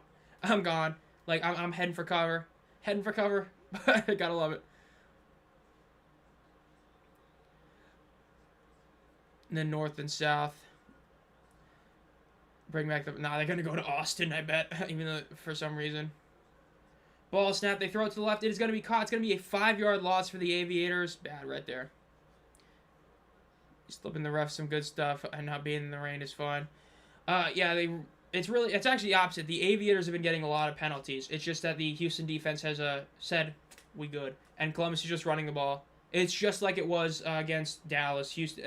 Columbus is just running the ball down their throats.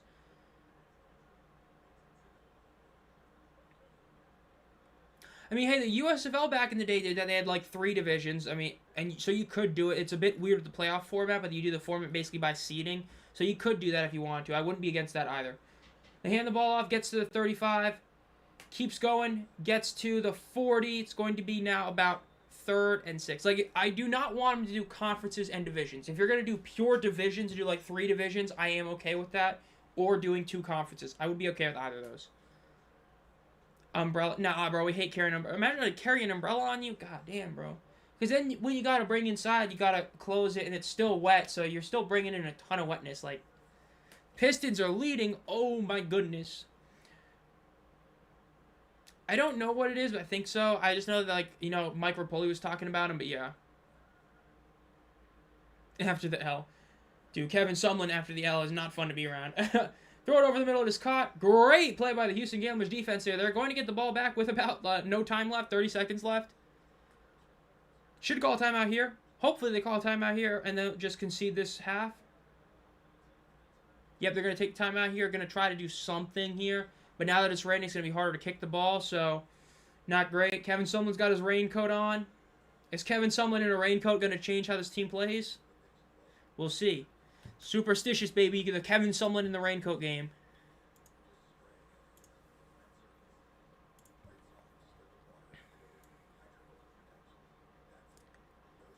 Oop, I did not mean to go that far down while scrolling on X.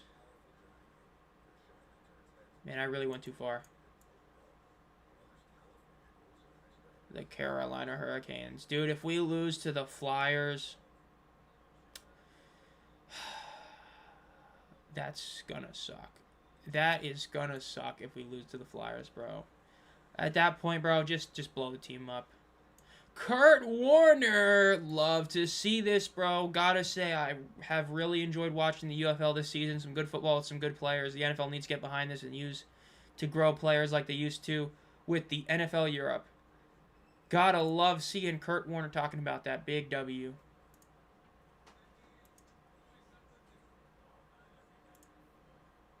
Gotta love that.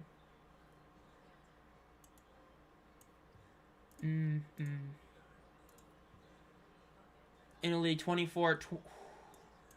I've always liked 16 as a basic number. I think that that's a solid number because, like I said, I like the idea of two 8-team conferences. Like, I've always, this is what I've said. To me, what I would love in a spring football league is, I've said this for years, the USFL, they annihilated the UFL and XL when it came to the latest you can have a schedule. They were perfect. 4th of July weekend is the absolute latest you can have a schedule go for spring football. If you keep the current start date, you can push it back 3 weeks. You know where that pushes it back to? The 4th of July weekend. So if you push it back there, you keep the same start date, you can add 2 weeks in the regular season, 1 week in the postseason. You can have it be a 12-game regular season schedule with 3 weeks of postseason football. Like I said, first 2 teams get a bye, then you have 2 rounds, championship game. And if you do that, you have 2 8-team conferences. You play each team once. That's 7 games out of your schedule. You have 5 more games to play of the other 8 teams. You just swap it out every year. That's why, to me, I think 16 is perfect because I would do a 13-week schedule. Well, technically, it'd be a 15-week schedule.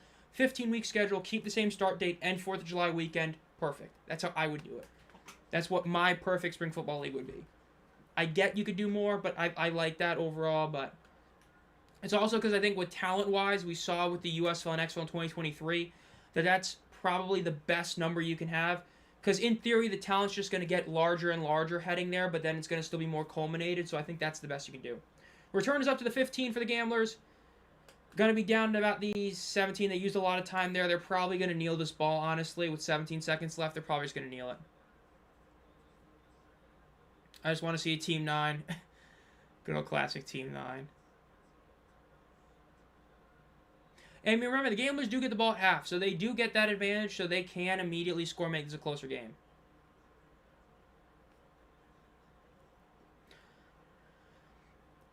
I've always said that I do not agree with that statement, having teams that don't have an NFL team. I've always said it's the market. It's not the NFL dictating it. Because, again, Memphis doesn't have an NFL team, yet Memphis was a joke for attendance. And D.C., while this year has been weak, D.C. has historically been one of the best markets, and everybody says they want Seattle back, and those have NFL teams. Michigan had been great. They were the only team. Remember, Michigan was the only team that actually improved in attendance last year, and they have an NFL team.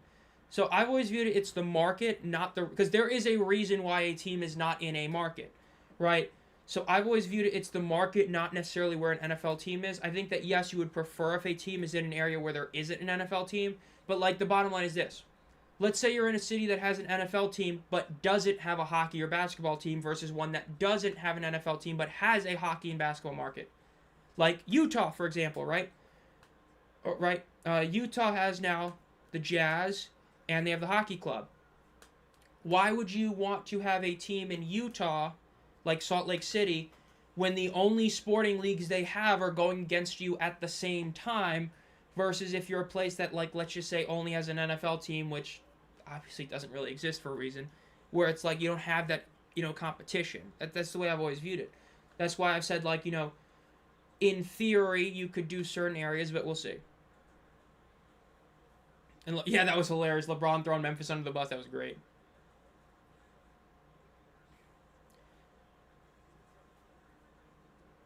At least that's what I've viewed with the NFL team take. Because I've always been like, because you'll see people be like, oh, let's bring back Michigan, let's bring back Seattle, but they have it. And then it's like, TV ratings. New Orleans has consistently been a great one. Green Bay's a solid option. That's the one I was forgetting.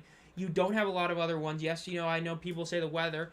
You have to have a suitable stadium, but if you don't have, an NBA team going against you, I know you have Milwaukee overall, but I think it's somewhere else, but that's how I've always viewed it. It's about the market, not necessarily do you have an NFL team. Because, like I said, there's a reason why you may not have an NFL team. So, yeah. With Mike Rapoli, it'd be the Generals. He's a guy that very much seems to be a USFL sort of guy, like, historically. So if he's bringing back a team to New York, I wouldn't be stunned if he ends up either putting him in Jersey and brings back the Generals, or moves them to New York and calls them the Generals anyway. At least that's how I see it. But we'll see. I mean, even now, like when you think of spring football teams, the Generals and Stars are still like the first 5 spring football teams that most people think of. Both those teams are still the ones they think of. Generals might still be number 1. The Battlehawks and Stallions might have overtaken the Generals, but the Generals are still like, to the average person, that when you say spring football team, Generals, right? Doug Flutie, Donald Trump, Herschel Walker, Brian Sipe. You know what I mean? So if they are going to bring one back, you probably bring back the Generals if you're going to do a team in that area. Ears running on the field like they're forward. Hey, you gotta love getting the W's. Going to pick Michigan if they had removed Houston.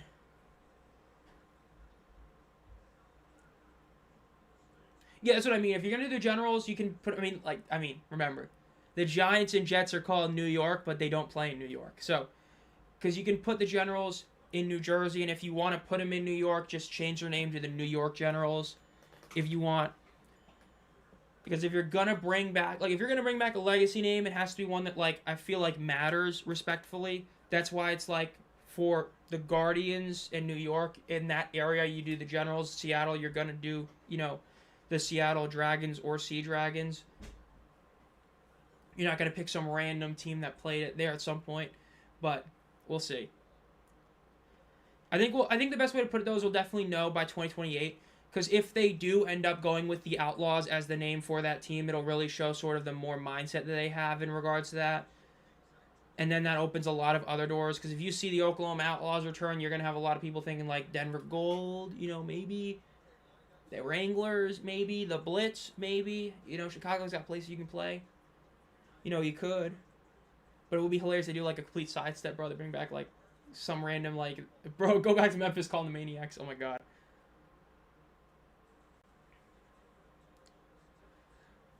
By the Guardians.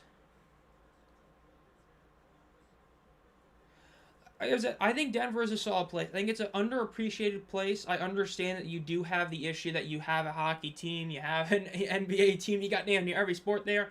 But as like a Western expansion, it's a good starting point because you are going out west, just not like all the way out west. And it is a legacy team. And there's literally like 5 stadiums you can do. Like, if you can, I don't know how you could get it, but like Air Force's stadium, and there's like 3 other ones. Like, there's literally 4 stadiums within like 30 minutes of downtown Denver that you could use that are within the UFL's, like, 10 to 30,000 range.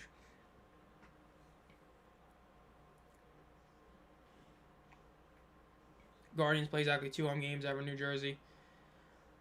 Not a lot of Guardians traction. The Generals, dude. Could you imagine the Generals, you bring them back and you get, like, Doug Flutie to come out to the first game? Oh, man.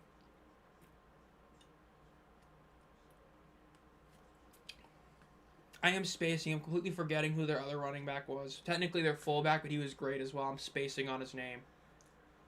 Because, like, everybody remembers Herschel Walker, but they had another guy that was on that team that ended up playing in the NFL forever. I think on, like, the Giants. That was incredible as well. I'm just spacing on his name.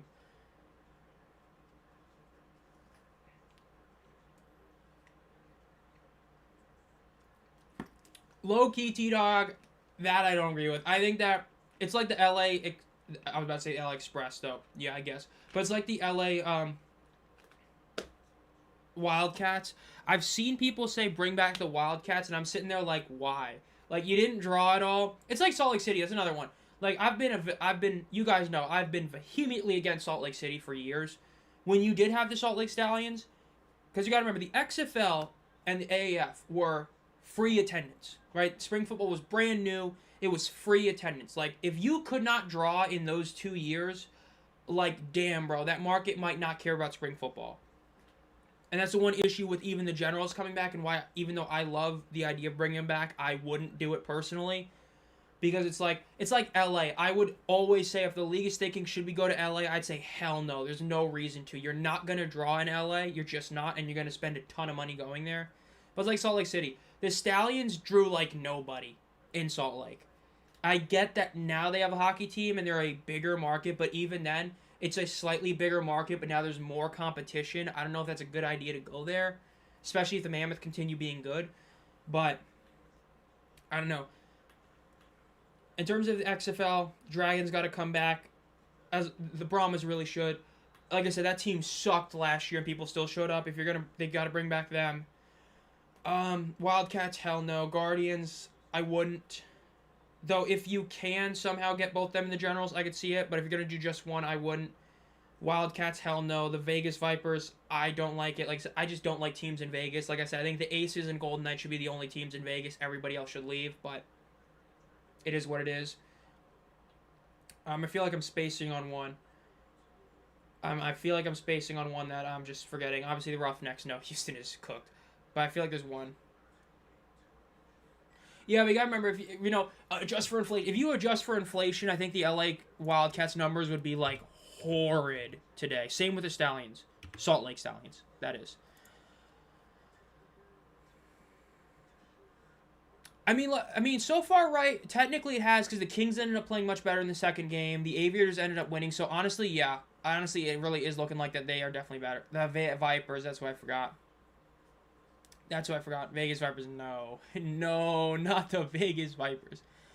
Yeah, the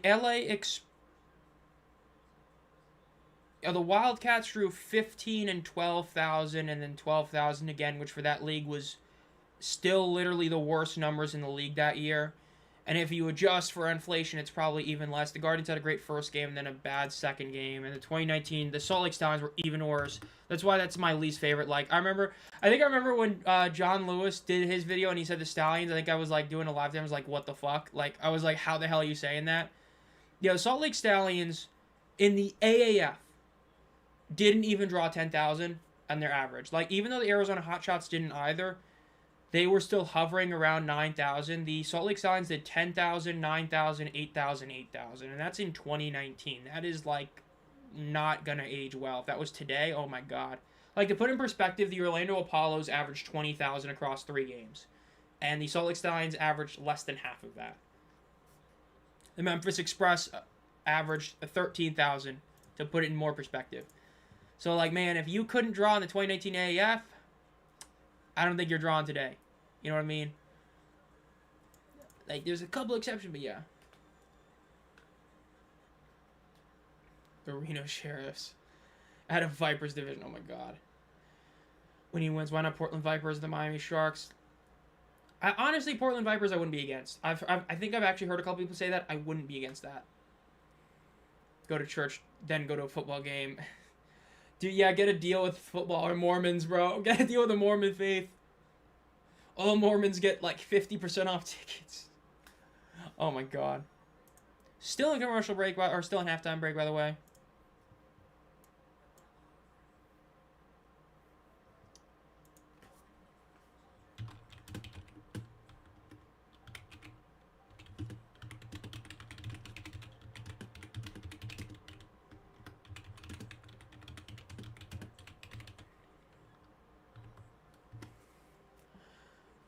Not too many goes to the team that I with besides Panthers, Stallions, Breakers, Giants. Breakers gonna come back for sure. The league that lasts 1 year. Oh my god. Yeah, the Breakers gotta come back, man. If you were to tell me only one team could be brought back, I'd pick the Break. Like, let me rephrase that. Not counting UFL, so USFL or XFL. Not counting UFL, so not counting the Panthers, Brahms, and all that. If you told me one team could come back, gun to my head, I'd pick the Breakers. Sorry, Adam, but I know you F with the Breakers as well, but I pick the Breakers. Told me 2, I'd add the Dragons to the list. If you said 3, probably the Maulers, honestly. But the Breakers, man, like New Orleans, dude, you think people here are delusional about St. Louis and D.C.? God damn, bro. If you were in the USL fan base, you know how insufferable New Orleans fans were. The team never even played in New Orleans, and they had the most insufferable fan base online. It was like, they loved that team, and they love spring football. They've always been top, like, 5 in TV ratings. They got to come back, man. God, those fans, bro. Oh my god. When they beat the Stallions that one time, dude, they were so on. Oh my god. Oh, it was crazy. What a team. I mean, damn, they had a great team. Both years they had a great team. They literally they somehow had a great team and then they upgraded every position in the year 2. Oh my god. That was like peak West Hills with MBT. That was a good team. That was a great team, bro. Yeah, I mean, Pittsburgh has like, Highmark is getting renovated. There's a Highmark in Pittsburgh that was like a 5,000 seat stadium. It's being renovated to having like 13,000. I think it also is like a USL team, just like, like the Aviators or something like that. So like if you get that stadium, I mean, like that's a legit option for Pittsburgh again. Like I mean, it was a joke when I said it, but it's sad but true. But like the Canton Pittsburgh Maulers games legitimately drew better than some of these Houston Gamblers games. You know what I mean? So it's like, I think they do solid.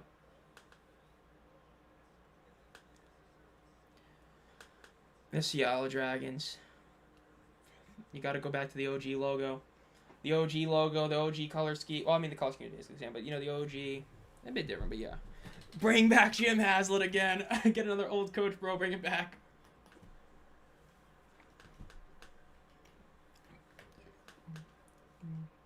Oh, my gosh. We'll see what the Aviators do in this game. Now, remember, Houston is getting the ball to start this half. So we'll see if they can end up actually, scoring on this drive because they need to. If they don't score on this drive, it's going to be rough for them. If they can score a touchdown, even a field goal, make this, back to a one-score game, there's going to be some hope. They were able to stop Columbus on their last drive. So there is some hope. They definitely did come into halftime with some momentum, but we'll see.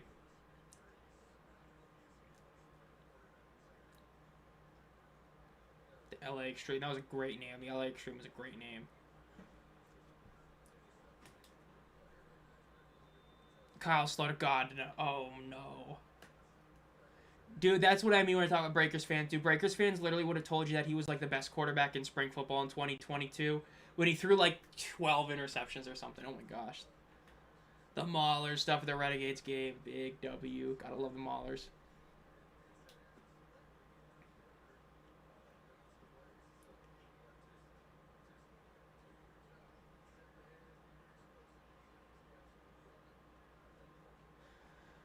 Give the Gamblers one more year. Hey, we'll see. I mean, good old Mike Rapoli talking about Austin. That feels like a threat to Houston and Dallas. That's like saying, hey, one of you might get your ass moved. We'll see. I mean, maybe they can do better marketing. Maybe give him one more year. Hey, maybe if you give him a good team, maybe they can pull off and win this game, get to 3-3. It would be huge, but we'll see. I mean, remember, they are going against their former quarterback again. Remember, Jalen McClendon was on this team last year, so we'll see. Kick is up. It is going to be recovered at the bounces into the end zone. So we'll see what Houston can do here. Just because they gave away 809. The thing with Dallas that is important to note, like, I don't know if you were here when I talked about it, that one is honestly more so on the league itself. Like, that's on the league. From talking to guys like Mike G and all that, Frisco is in a shitty location. Like, for the DFW area, like, Choctaw is, like, central. Arlington is, like, sort of in the middle of all that. So you ended up moving Frisco to Frisco where it's, like, so much harder for people to get to games. So you basically just shot yourselves in the foot. Like, you should not have left Choctaw. That's like, the only one where you really should not have moved out of the stadium you were in. And you ended up completely shooting yourself in the foot. Because remember, the Renegades, as I've said, the Renegades actually improved last year in attendance. Ball is thrown, caught for the check down, up to the 25-yard line. Going to call him down probably about half a yard shy. But remember, the Renegades had a huge Week 1 number in 2024, so their overall attendance actually got better in 2025, but then they moved them to Frisco, and it's like, didn't work out. Didn't work out. Yeah, I would say that, T-Dog. I would move him back to Choctaw, arguably. Like, I don't know if you really can now, but we'll see. Yeah, Texas tax-friendly states only a big point, but yeah. The Vegas Outlaws. 2nd and 6, ball is snapped. They pitch it. And he gets about 2 yards. This is going to be a pretty short 3rd and 3, but we'll see.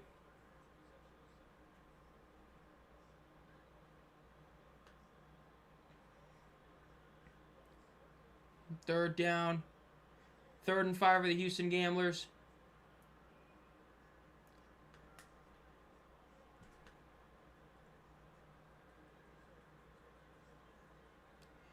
And they have gone back to their backup, by the way. It looks like Talia is in the game for him. We'll see if they can do something here. Ball is snapped. Throws it over the middle. It is incomplete. They're going to be forced to punt it. What a first half drive, or what a first drive in the half for the Houston Gamblers, man. What a drive. Instant 3-and-out, baby. Oh, that's terrible.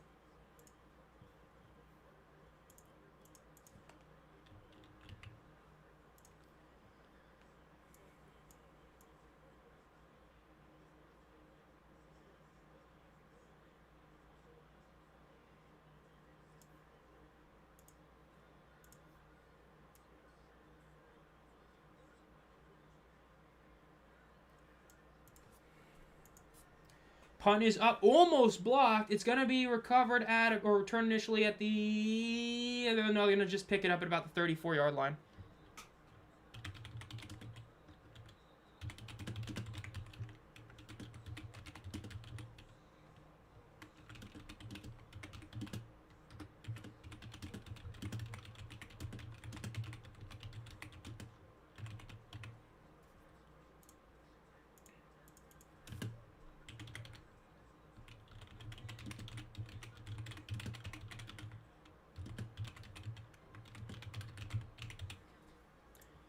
Do.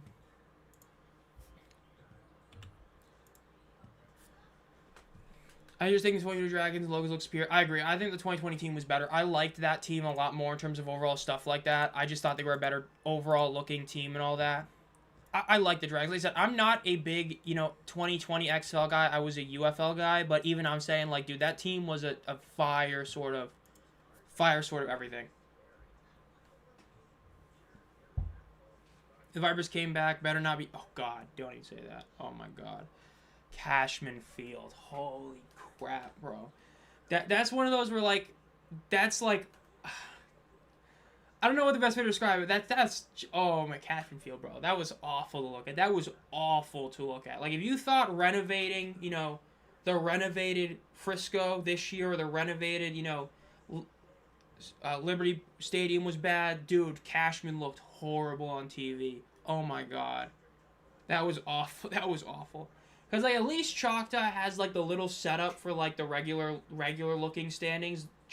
Cashman was just straight up a baseball field. So all the seats were super weird. It was oh my God.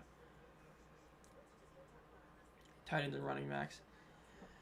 The only difference is that at least you got the Gucci man in 2023 with Ben DiNucci.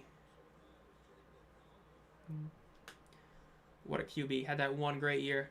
Then it's like that meme of the girl at the grave, we still talk about you, to Ben DiNucci. Had one great year and everybody keeps talking about him. Shame that people don't say that MBT.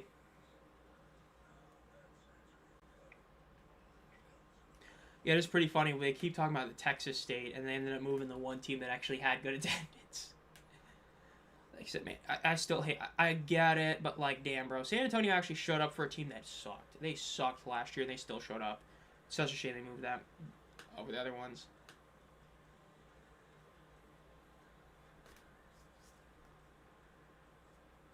Let's see if Columbus can do something here. This is the borderline put-away drive with how Houston's offensive playing. This is one of those where if you do get a touchdown on this drive, it feels like it's over. Yes, if you do a one-point conversion, it is technically a two-score game because the UFL is a three-point conversion. But for all intents and purposes, this feels like a touchdown ends the game for Columbus, so we will see if they can pull this off. 1st and 10, they're motioning, doing a little bit of a trickery play, putting McLennan back in the quarterback position. Ball snapped. They fake the handoff. McLennan's going to run. He's got room. He slides a bit shy of the first down mark, about 2 yards shy. But the city wouldn't let them renovate. Yeah, because aren't they building a new stadium for the Sacramento Athletics? Oh, dude, that actually hurt my mouth saying that. The Sacramento Athletics. Oh my God. Any team goes to Vegas. God, dude.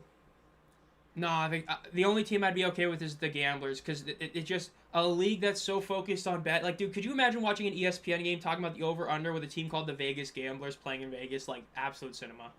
To'o runs to the right. He's going to get to the 45, the 40, going to be out of bounds at about the 38-yard line. Big rush right there. Easy first down, and Columbus is already past midfield now.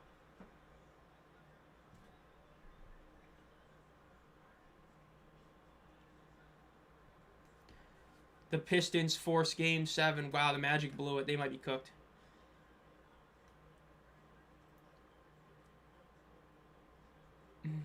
That's not going to happen. The Sacramento Athletics. Gotta love them playing at that. I mean, for all intents, I'm pretty sure it's almost identical to when the Coyotes were playing at ASU Stadium, which is just hilarious. Like, they're just playing like a college stadium. They're sitting there. It's like, bruh. They rush to the right. They got to get about a 7.5-yard gain. Not looking good for the Gamblers right now. Columbus is in field goal range here.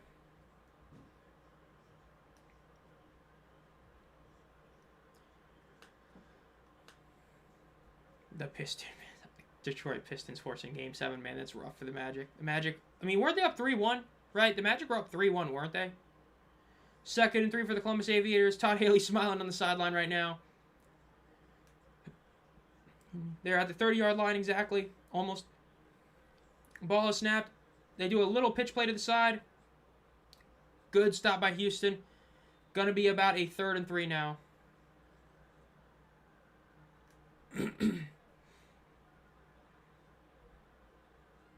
Never approve a stadium. Yeah, what Athletics, such a shame. I love how the team started paying money as soon as they left Oakland, and it's like everybody knew they were going to do that, and they still did it anyway, which is just like so pathetic.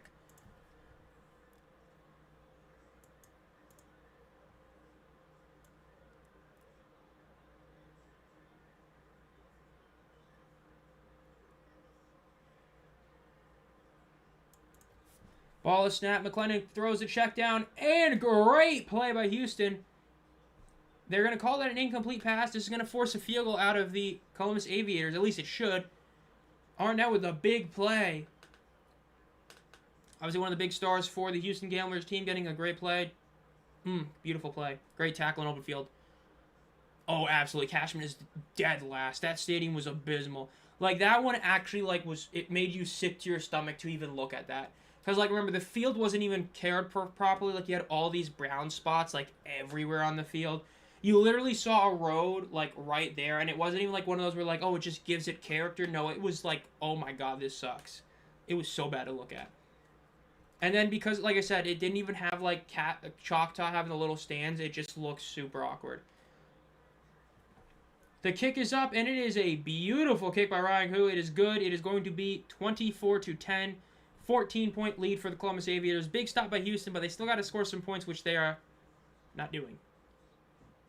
Fisher and the owner of Kings, good buddies. Sacramento's most wanted at the moment. Considered State of Kings. Good old Sacramento Kings, bro. Oh, my God. What a team. I don't even know who else is on it. I just know Sabonis is still on that team. I don't even remember who else is on that team. Yeah, Bruins fans are going to be booing on the field, on the ice, I bet. Deservedly so. I got to check. Is Halal Ball versus Harem Ball this week, or is it next week? UCL. It is this week. Yes, sir. Can't wait for Tuesday. Can't wait to watch another 1-1 penalty goal game. Going to go to penalty shootouts. Oh, my God, dude. Arsenal versus Atleti. Oh, my God.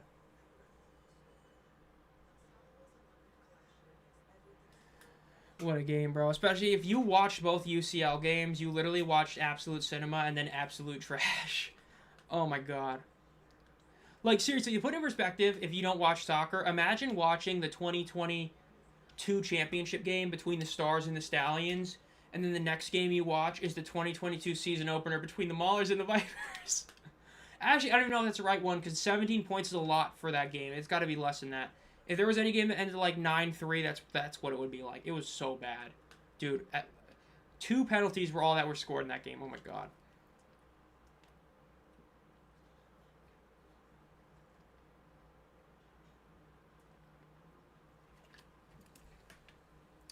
You know, I get it's not in their control, but seeing any sort of drinking while or driving while under the influence commercials in a game that is just so happened to be coached by 2 guys that have gotten DUIs in the last 3 years is just like, that's poetry. Like, you can't write that stuff.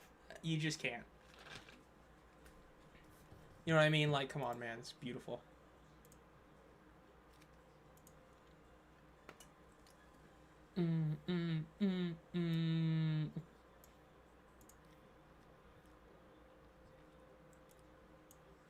Let's see. Any new posts? Yes.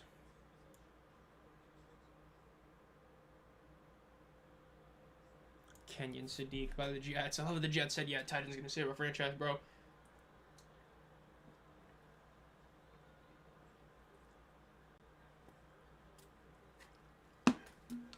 I'm not even going to lie with you. I don't know who the Whitecaps are. Returns up to the 20. 25 to 30. The 35. Because I just don't watch a lot of arena football. I assume they're an arena team, but I just do not watch them. But like I always said, I think that the Aces and the Golden Knights should be the only teams in Vegas. I don't think any other team should be in Vegas.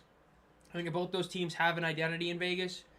I don't like the idea of an expansion team going to Vegas for any other league. I think they should keep it at those two, but apparently we got to have sports in the the betting place.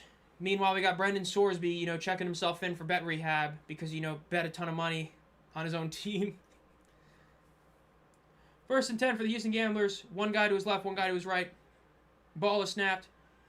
Looks to the left side of the field. Gets pressured. And he's going to take the sack. Talia takes the sack. They're going to lose about 7 yards in the play. MLS soccer team. Okay.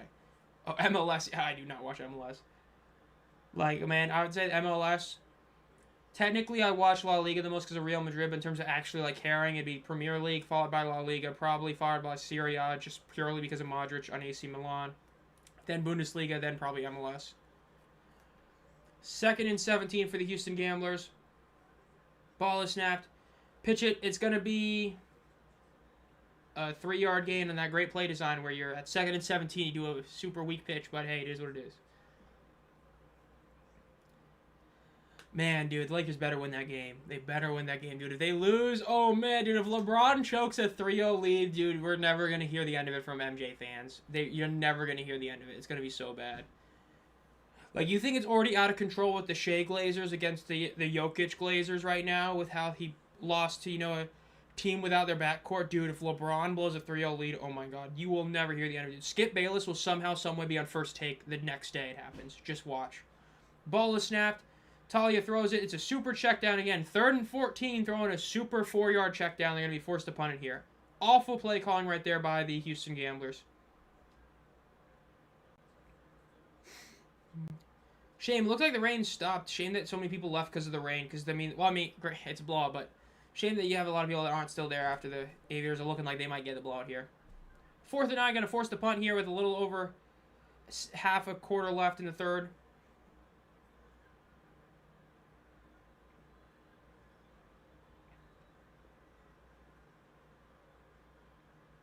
Yep, wait until about 8 minutes left to actually get this. Still waiting. Ball is snapped. They punt it deep. Let's see. Is it actually going to be a good punt this time? Bounces for Houston. And he does pick it up. It was a risky pickup, but he's going to run around. He's at the 10-yard line. That might be a horse collar tackle, but they're going to call it a normal tackle down at the 14-yard line. Honestly, bad decision to pick that up. It could have been really bad. Not a big fan of that one. Yeah, Marvin, this is nice to see you chatting here, but this has been a not good game for the Gamblers. It looked great for about a quarter, and maybe a quarter and a half, and since then, it has not looked good. Because now Columbus getting the ball again. At some point, man, you got to do something on offense, and Houston is just not doing anything on offense. You add Henderson now. You benched Henderson to put in Talia Tagovailoa, and it ain't looking too good. It ain't looking too good at all. No way rain is going to make me leave, win, or lose. Who remembers All Pro Football 2K8? I know it's a classic one. Taking advantage of back-to-back games. Yeah, all the losers definitely are. It's definitely looking like that's one of those trends now, is that the losers play better in the second game. That's 3 for 3. We've seen the losers play better. Granted, it also helps the Aviators. This is their second time doing it, but yeah. Yeah, 2K All Pro Football 8, and then you got, it's like everybody talks about. I don't remember which Madden it is, but there's like one Madden from that era, and then it's that one 2K, and it's like those are the 2 peak football games ever. Because I know I think 2K8 is the one that has the iconic, overall, actually playing, though I think it's 2K5 or 6, that's the one that's considered the overall best, licensed one, but yeah.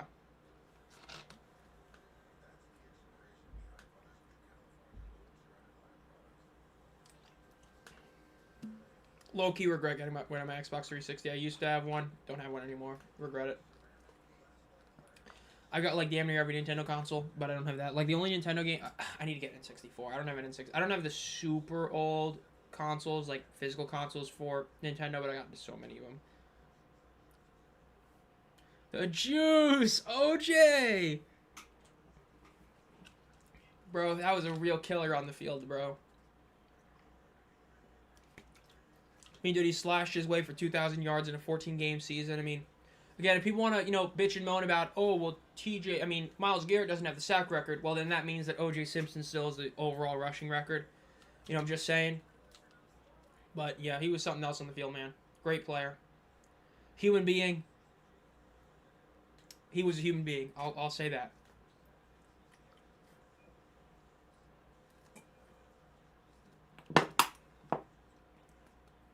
Dude, why do they got McClendon so sad right now? They just showed him so sad, and now he's happy. That's great.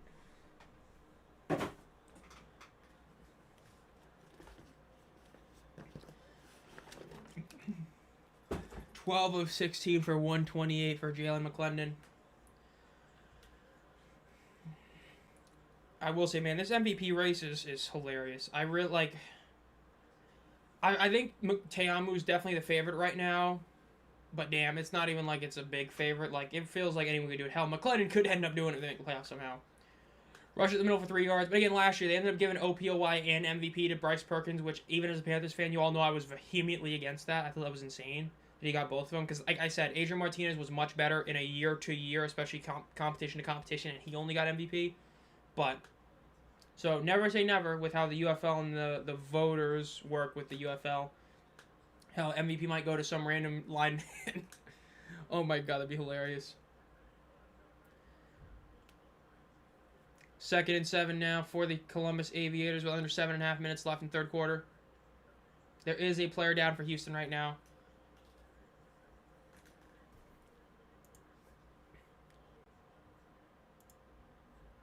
I think that's one I always forget about, too. I always remember him mainly for the Vegas Vipers because the fact that he ended up outplaying Perez, like, specifically on the Vipers, he ended up outplaying Perez, like, he was the better quarterback on that specific team, and it's always so funny to look back on that. But I always forget that he's on the Wildcats. Because, like, the 2019 guys are easy to remember because, like, they've been in spring football for so long. Like, everybody says Luis Perez, but obviously Brandon Silvers has been around forever. But, yeah, he's been around for a while.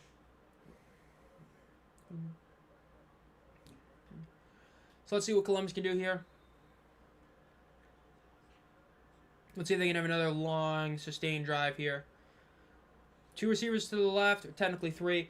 1 up top. Ball is snapped. They're going to hand it off to the left. Oh, wide open field. Gets the first down. It's going to be down at about the 27-ish yard line. Great play right there. And Columbus is going to do what they do now. They're going to eat up just a ton of clock now.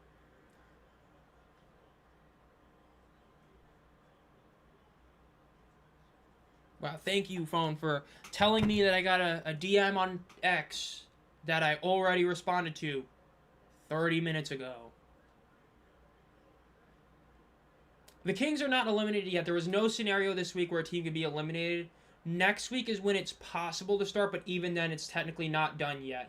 Pass thrown to left, it is caught. He cuts inside, gets to 30, and gets down at about the 32-yard line.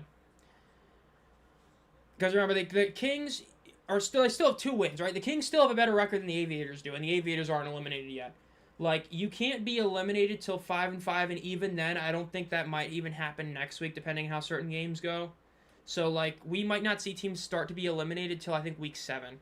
Like, I think there is a possibility for Birmingham or Columbus to be eliminated next week, but not this week. And Louisville would still be at least another week away.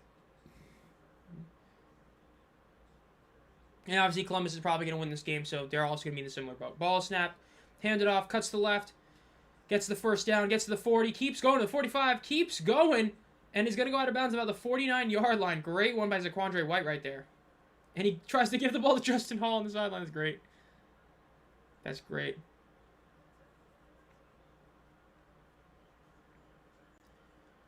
Gashing. Yeah, this is what the Aviators did to the Renegades, right? Once they held that lead, they just kept running the football, and there was nothing that Dallas was able to do, and right now we're seeing a similar thing. Houston's just not able to do anything. It's the whole issue with the Aviators. They got to get that lead, but once they got that lead, it's really hard to come back on them. And look at that, just eating up time. Only 5 minutes left in the quarter now. They rush right up the middle, get about 2 yards on the carry. Wow, they give him a pretty bad spot, but they still got 2 yards there.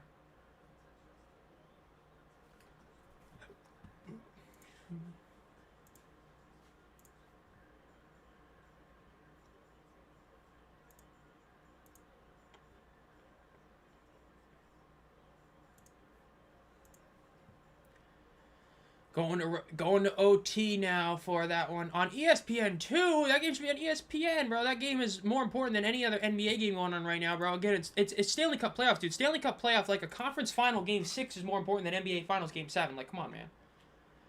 They rush, and it's going to be good play by Houston, but Columbus has not crossed midfield, so they still could punt this ball.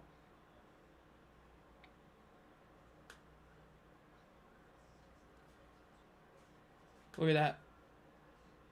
160 rush yards tonight. They're just up in that total, man. Man, if they get a first down here, they're going to make even more time come with the clock. Toa is on the sideline, so is Zaquandre White. So got Lovett on the field right now. In shotgun. Ball is snapped. Throws it to the check down. Gets past midfield. It's going to get about 4 yards on the carry right there.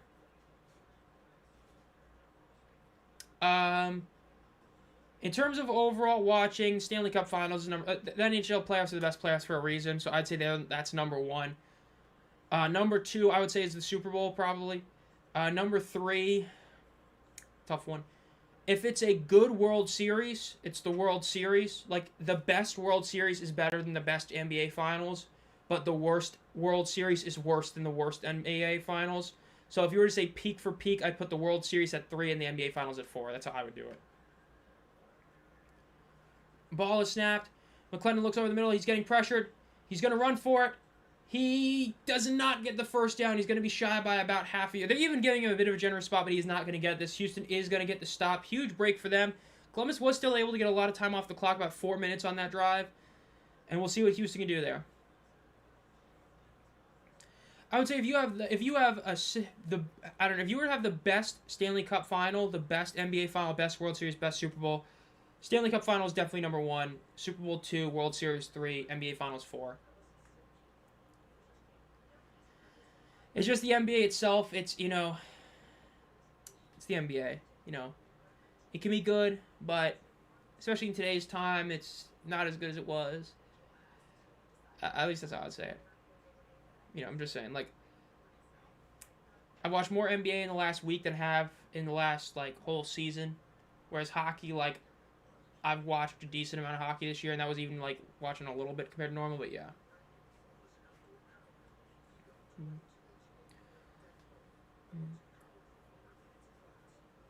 The NBA, man. The NBA is such... NBA... Dude, the NBA would rank last in a lot of things. Overall fan base is probably last. The NBA media is the worst media. I talked about this in 2nd and 6. If you were to look at the media, including the French media for the Ballon d'Or in soccer, the media for basketball is the worst. They do not know what they are doing. The MVP changes criteria every single year. They will give MVP to guys before the season even starts. Then they will screw people over. Giannis should have been a 3-straight MVP. Jokic should have been a 3-straight MVP. LeBron got robbed of at least 2 of them. MJ got robbed of at least 2 of them because they just don't want to give you too many MVPs. The media, even in overall coverage, sucks for the NBA compared to other leagues. Despite having so much coverage, it still sucks. It's rough. And the fan bases are terrible, super toxic. Yeah.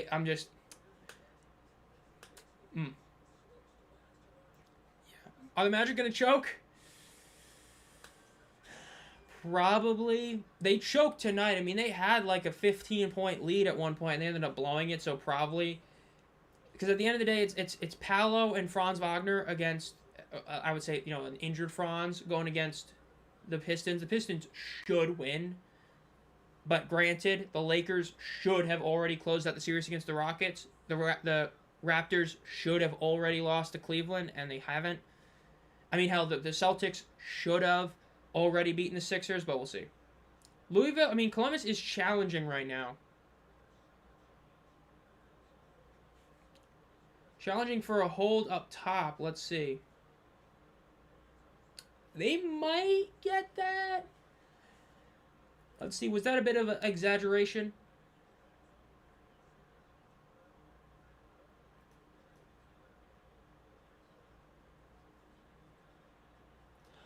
also don't know, like, I hate, that's the one thing I've hated about challenges I've said is, like, if it's not affecting the play whatsoever, it shouldn't be one. That, I would not like that to be called a flag. I like that to stand. I do not like that being called a one. Man, did I remember, that was a long time ago when the Knicks did that, man. They had, like, a 63-point lead. Long ago. At least it is for Atlanta Hawks fans, because they probably drank so much beer, they probably feel like they're in 2030 right now. Because, god damn, they got their ass handed to them last night. I mean, hey, it's all because of Danhausen, bro. He cursed them.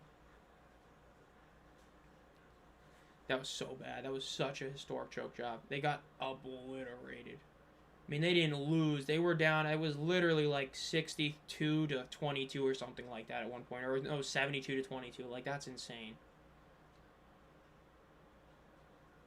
They're still reviewing this. I don't think that should be a flag. I just don't. McClendon was already running. He's already in intent to run. Like, if a guy hits him super hard, you're not hitting roughing the passer because he is a runner at that point. Yeah, they're saying it's unsuccessful, which I think is the right call. I do not think that should have been a flag. That also sets a bad precedent. Like I said, I hate when they use penalties across the entire field in a challenge and it's successful. But unless it's egregious, then I can see it. But that was not egregious, so I like that. Like the no call here.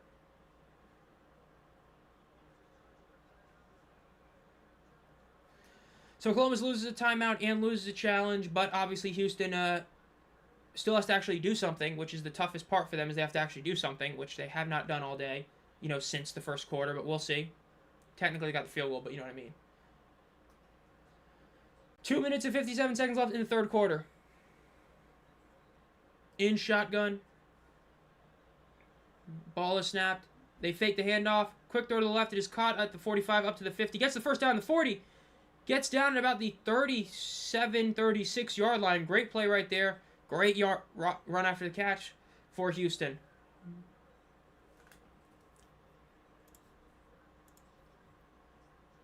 Seven new posts.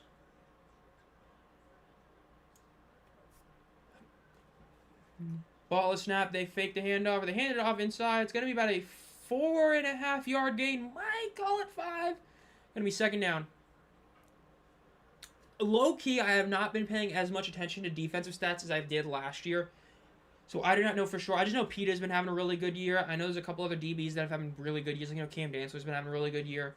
So I do not know off the top of my head exactly, but I would not be stunned if Peter ends up winning it because he had a good year. There's a couple guys that are up there, but I have not checked the defensive stats and watched enough, go back and look at film overall. Nice pitch. Justin Hall gets the first down and then some. Gets to about the 25, 24 yard line.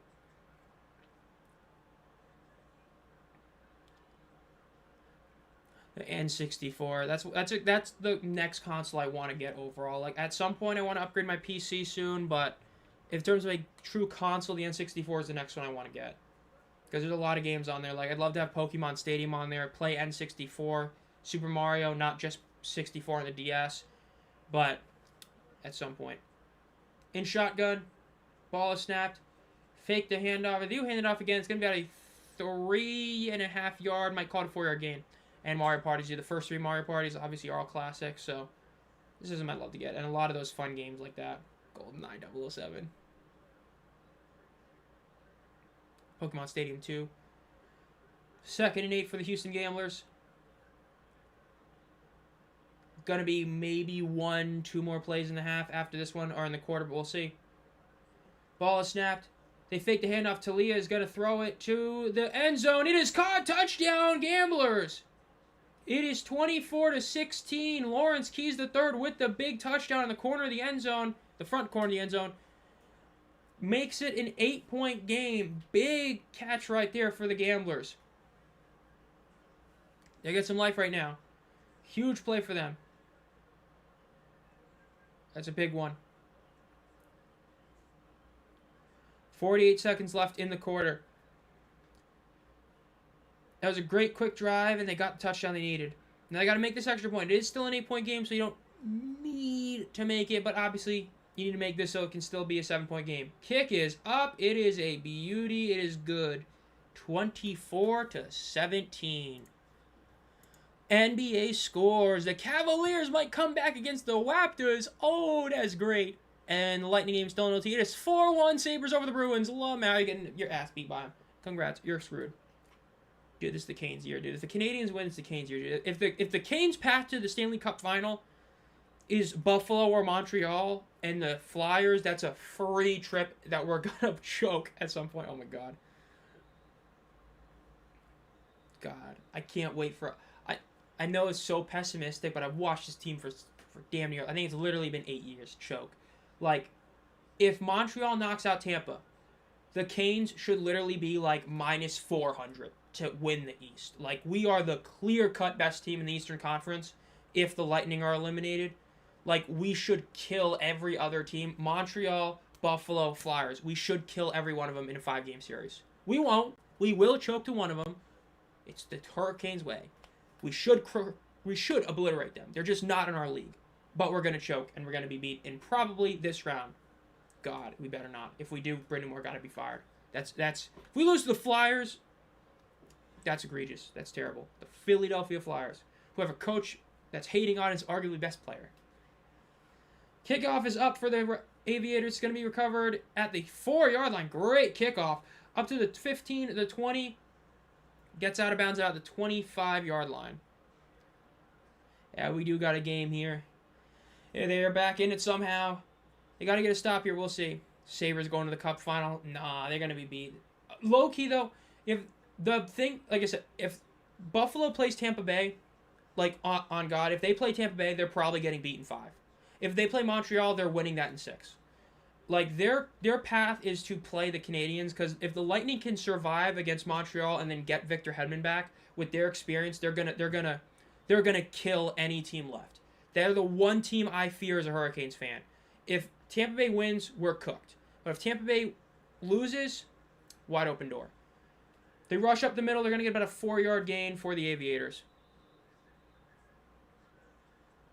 But if the Sabres get to play Montreal, it doesn't matter who they play in the conference final, because either it's a, in theory, easy win against the Flyers, or it's against a Canes team that chokes damn near every single year. So they have a shot there. That's their best case scenario. It's just Tampa Bay. Like, I genuinely believe Tampa Bay is winning the Cup if they get past Montreal. I just have that feeling. They have so much experience. They get Victor Hedman back. They're going to get it done if they get past Montreal. If they don't, because Hedman isn't there, which we'll see tonight if they lose, and if not, they get to Game 7. We'll see. That's just how I feel. But we'll see.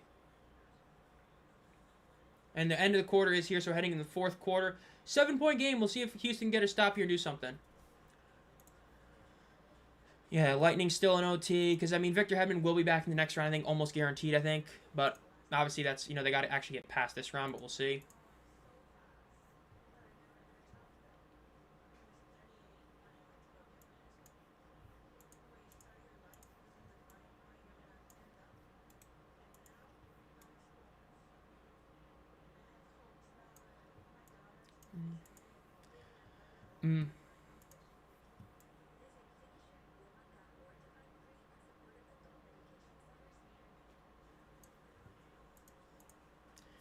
I put money on the gamblers. Oh, Abby, Chris, question 1. I'm going to go use the restroom real quick while we're in the little break. I'll be back in a second.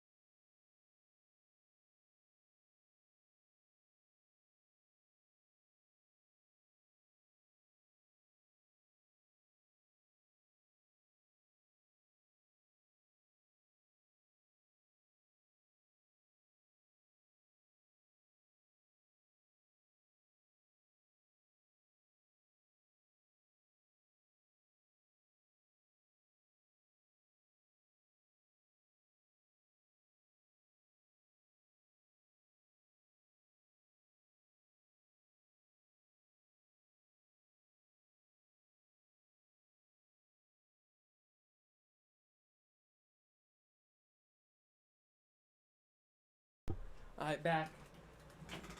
Literally got back just in time again. Okay, let's see what happened. A lot of people had this game as tank ball. Yeah, I didn't put this one as one. I thought it was close, but like I said, because of the fact of how if the Renegades weren't sucking so bad, I would have called this one. But I don't think this is, because I think both these teams in theory still could make the dance. We'll see, but I still think it could.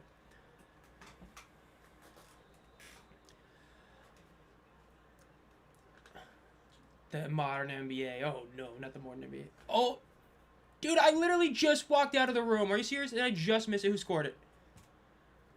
Who? Gage Goncalves? Oh, that's hilarious. Well, that sucks if you're a Sabres and Hurricanes fan, because you want Montreal to win that series. McLennan gets pressured. He throws it deep. It's an end zone shot, borderline. It is incomplete. It looked like it was about to be intercepted. Instead, it is incomplete. 3rd and 7 now for the Aviators. Can't believe the Canadians 1-0. The Lightning get the job done. Oh, man, bro. Dude, Sabres and Canes fans uniting in hate watching the Tampa Bay Lightning, because we know damn well that's the team we do not want to see make it. If they make it, it's over. It's over, bro. We're cooked. If they get Hedman back, oh my god. If they get Victor Hedman back, oh man. Ball is snapped. 3rd and 7. McLennan throws it over the middle. Great defense by the Gamblers. They stop him literally about half a yard shy. Great open field tackle. Held him there. His teammates came in and helped him. Great defense right there. 4th and 1. It's going to force a punt here for the Aviators unless they want to be really risky with it. Which, honestly, I would. Honestly, I would go for it there. You are a dominant ground team. Even when teams know you're running, you still get good yardage. I would honestly go for it here. It does not look like they are, but I would have honestly gone for it there.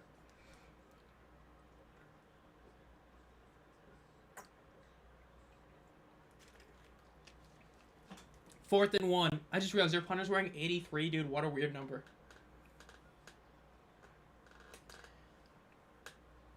Punt is up. Houston can somehow tie this. Going to be at about the 12-yard line. Up to the 15. The 20. 25. Down to about the 27. Let's see what Talia can do here. Talia. Make everybody say that you're better than your brother.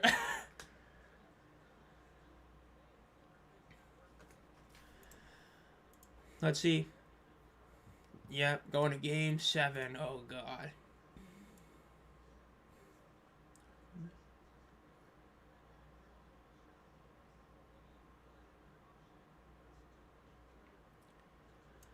Let's see what's trending now. The Magic, lol. eBay still trending. Man, I can't wait for GameStop to buy eBay, and there's gonna be like a 20% markup and everything.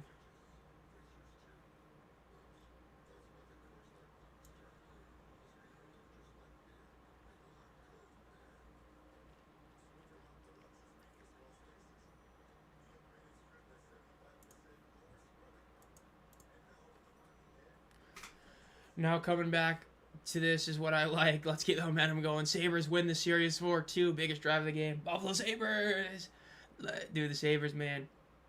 Man, if you're a Jets fan, you're sick to your stomach, bro. You're watching the Sabres. First time making the playoffs in literally, I think almost 20 years, and they win a series to go. Meanwhile, the Jets fans sitting there like, bruh, what is this? Playoffs? Oh my god.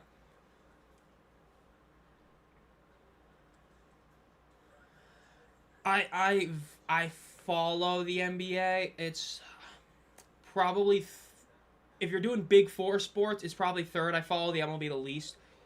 Like, I'll stat watch, but I follow it the least. NBA is probably 3rd. Hockey is higher. If you include other sports, MMA is above it. Golf is above it. Soccer is overall above it, probably, but yeah. Yeah, the Sabres beat the Bruins, and I bet the Bruins are raining boos on their team. Sunday at 4 o'clock, the Birmingham Suns against the Orlando Storm. DTR versus probably Jack Plummer. Maybe Matt Corral. Maybe Bachmeier comes in.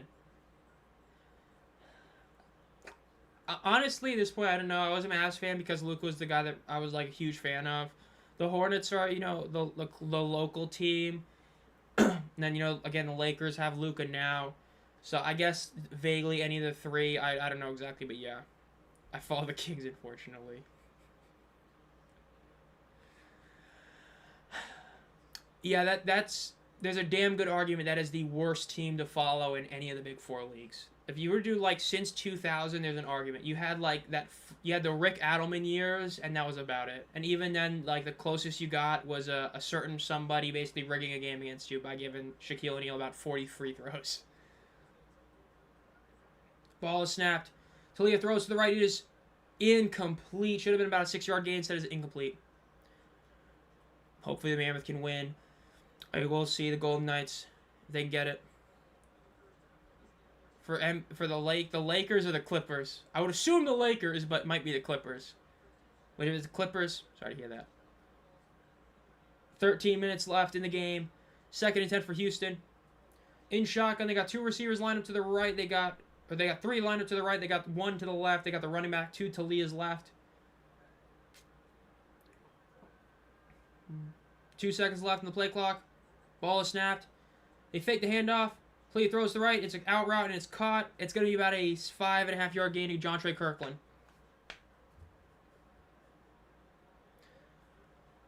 You're not in must-go-for-it territory, but obviously you're getting closer to that time, and if you're within half a yard, I'd go for it, but it's 4 yards. Should be able to get this, you would think, but we'll see. 3rd and 4.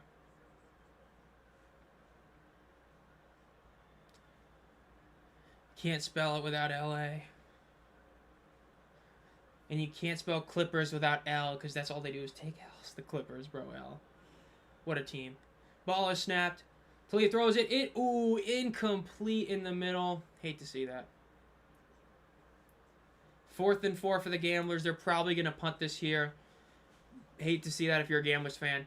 Yeah, the defense has been playing well this half. Overall, you got to get another big stop here, but we'll see.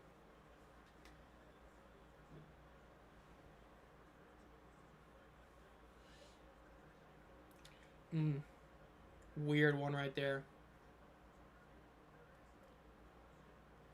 Fake the punt. I don't think we've seen a single fake punt this year. I don't believe so. Why not here? Go for it. F it. F it. Go deep, bro. Fake the punt. Throw a 50-yard banger with Mike Rivers.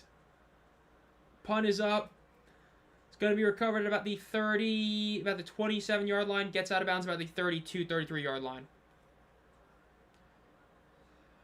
Well, you know what? There is one thing. If you're an Aviators fan, there's one very, very, very, very, very bad thing that you got to remember.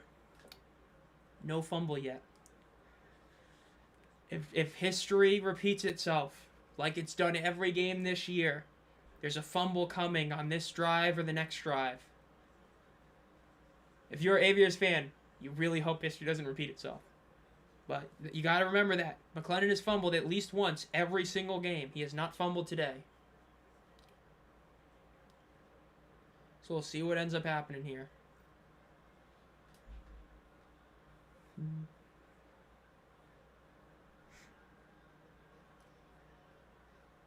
Yeah, McLennan hasn't fumbled yet. You got to always be wary of that.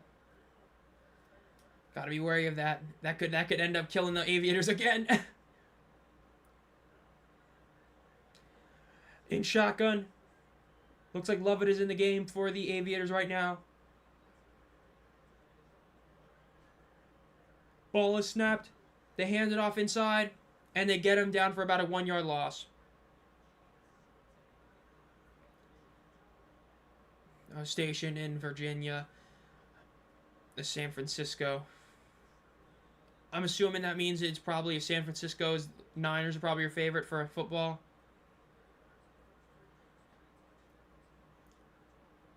The worst possible times. Yeah, it's going to come in this drive. They're going to be going for a touchdown. He's going to literally have the ball punched out while he's diving for the end zone. It's going to be given by Houston. They're going to go run it back for a 99-yard touchdown. Oh, my God. In shotgun, they got 3 receivers they got 2 to the left, 2 at the bottom of your screen, including tight end. Ball is snapped. Throws it over the middle. It is incomplete. Great defense right there by 20. That would have been a catch, most likely if he wasn't right on him. Great play by Speed. Yeah, talking about how he just signed with the team. That was a great play by him. That could be a game-saving play right there. Yep, it's in his hands, and he forces it out. Great play by him.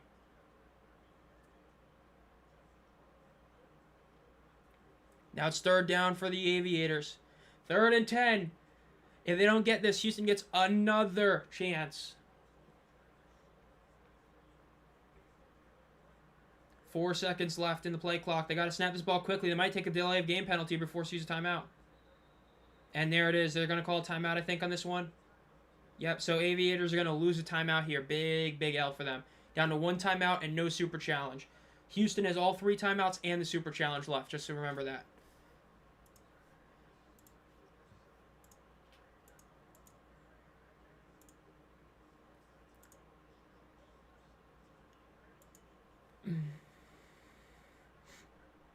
Why is McAvoy trending? What did bro do?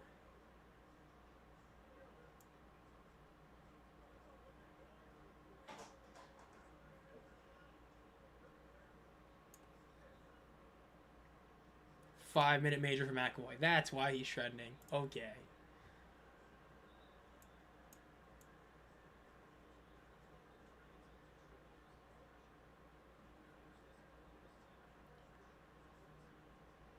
Sabres are heading to the 2nd round for the first time in 19 years. Oh, man, that's terrible. Took them 19 years to get back. God. 10 minutes left in the game. 7-point lead for the Columbus Aviators. Ball is snapped. Throws it over to the left. It is caught wide open. Terrible defense when you needed it most. Tay Martin with a great reception at the 50-yard line. He's been having a really solid game, Tay Martin. Not what you want to see if you're a Gamblers fan. That was a wide open play right there. He was completely wide open there. Yeah, his guy that was supposed to be covering him just was running backwards. He didn't actually look where he was going.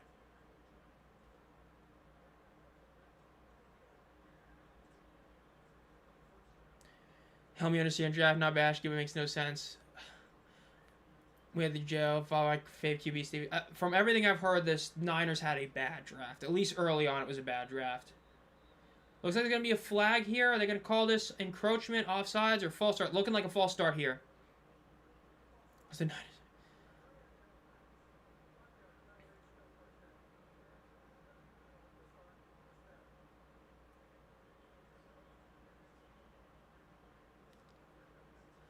I just know they drafted somebody with like a really, really high pick or something. Like, they drafted somebody that I think was projected. Like, it wasn't, like, as bad as, like, Clelin Ferrell or, like, Cole Strange. But it was, like, one like that where they ended up picking somebody, like, well higher than they really should have. 1st and 15 for the Aviators. Ball snapped. They fake the handoff. McLennan is getting pressure. Throws it. It is caught at about the 43-yard line.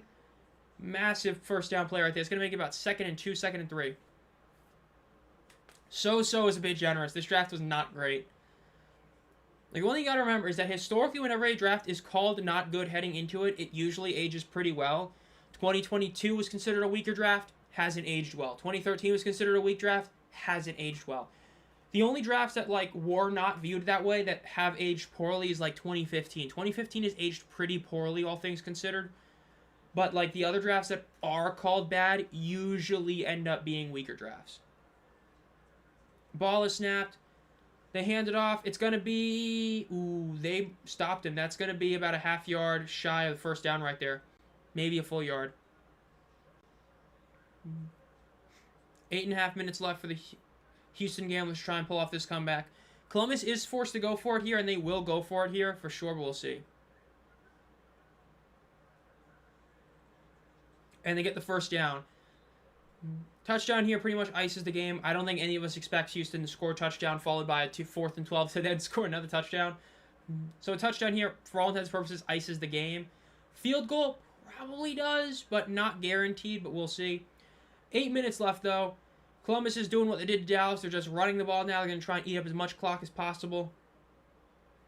And again, in terms of the game moving fast, down to 8 minutes left, it's not even 10:30. Remember, these games are supposed to be 3 hours long. We are not even at 10:30, and there's less than 8 minutes left in this game. 2 receivers on both sides of the ball. Ball is snapped. They fake the handoff. Oh, no. McLennan's running with it. It's a fumble! Oh, my God! I called it. Oh, huge. Aviators get it. The Aviators get the fumble. Oh, my God. Oh, my God. Oh, lucky ass break for Columbus. Oh, my God. Oh, my God. It happened again. Oh, no. Oh, my God. Look at that. Oh, my God. Bro, he needs whatever Tiki Barber got back in like 2000. He just keeps fumbling the damn ball. Okay, it looks like that might not have stood. That might not have stood, but either way, Columbus picked it up. Either way, they picked it up. Oh my God. Trey Lance. Oh my God, what a terrible pick that was. That was one of those that was bad before he made it. That wasn't even hindsight. Trey Lance had not played football basically at all, and they picked him third because of talent, and it didn't end up working. I mean, you picked a worse quarterback than Zach Wilson. Damn. They rush up the middle. It's going to be about a 5.5-yard gain for the Aviators. Third down now. Okay, the fumble was overturned. That might be bad, because that means he technically hasn't fumbled yet. That might be worse for Aviators fans. That might be worse. It's not considered a fumble. So he might still fumble. He's pulled out. It looks like they got Jalen Morton in right now.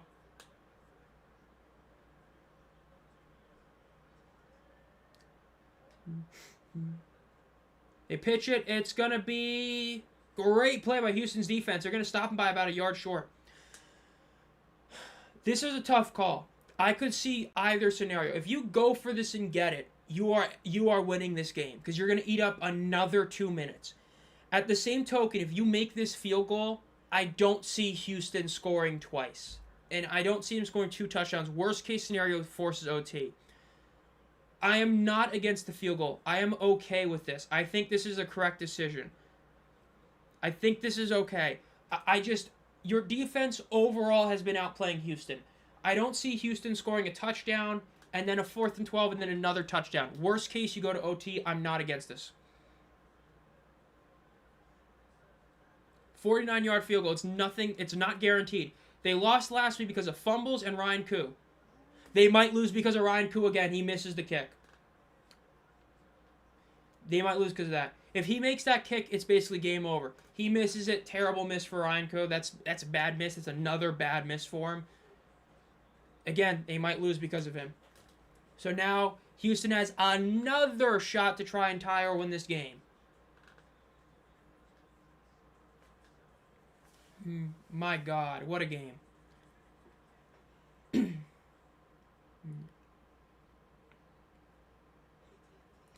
know what the craziest part about that is? You can still blame Jalen's fumbles, because I do not believe they do that play call with Jalen. Well, I forgot they're both Jalen. With McClendon, they would have done a more traditional one. I think the only reason they did that was because they were worried about him fumbling the ball legitimately. Because if he's in that play, they probably get a first down there. So, I hate to see that right there. Raptors force game 7. Cavs, man, you better win that. I predicted you guys to get out of the East. You better win that game. But yeah, it is not looking good. There's now 5.5 minutes left. Remember, the worst part for the Aviators, they've used 2 timeouts, and they've used their challenge. They're down to 1 timeout at all. The Gamblers still have their timeouts, and they have their super challenge left. So it's really not looking too good for the Columbus Aviators right now. Granted, the Gamblers' offense has been bad most of this game. Columbus defense has been good most of this game. So we'll see. They're too stupid to walk through. You're not wrong. I mean, this is a golden opportunity right here. You got 5.5 minutes left. Columbus does not have a lot of ways to stop the clock. If you're the Houston, you want to do what Columbus did to Dallas. You want to run this ball down their throat, take 2 or 3 plays to get first downs consistently, and you ice this game, you send it to OT or go for 2 for the win. That's what you want to do if you're the Gamblers. What they're probably going to do is they're going to get like a 20-yard big play, get stuffed, kick the field goal, go for the 4th and 12, and not get it, get the ball back, and then lose because they don't have enough time to score a touchdown. We'll see what happens. We'll see. Yeah, it was really weird how they did that. Like, I wasn't against kicking the field goal because, again, I think if you made that field goal, I think that's game over. Like, I think that is 100% game over. But the fact that, he missed last week, it's like a repeat of last week. They lost last week because Ryan Koo missed 2 kicks and McLennan fumbled in the last drive. And now we're seeing a similar thing happen. He fumbles. They get kind of worried about that, so they pull him from the game. And then you don't get the first down with him off the field, and then you don't do that. And where did my plays go? There they are. Look at Todd Haley. He's sitting there standing there in disbelief.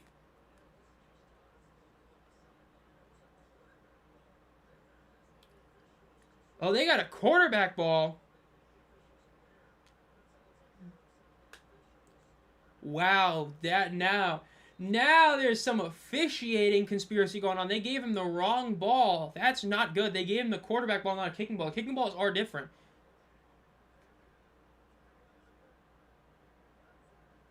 Ball is snapped. They hand it off, and it's going to be about a 0-yard gain right there.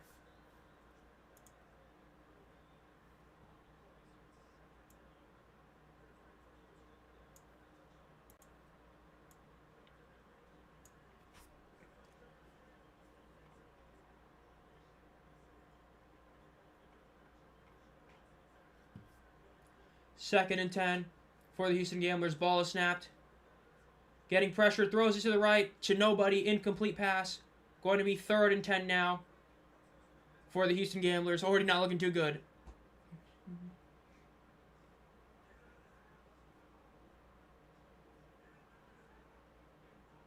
Oh, Todd is pissed. Look at that. They're showing what he's saying to the official.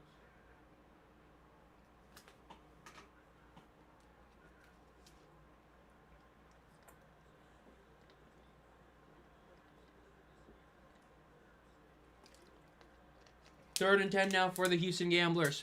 They're using a lot of time here. They might have to be forced to go for this. Gets pressure. He's going to run. He fumbles! Oh my god, he didn't even get touched and he just fumbled the ball. Bro, does he got Kenny Pickett hands? Because he just dropped the ball.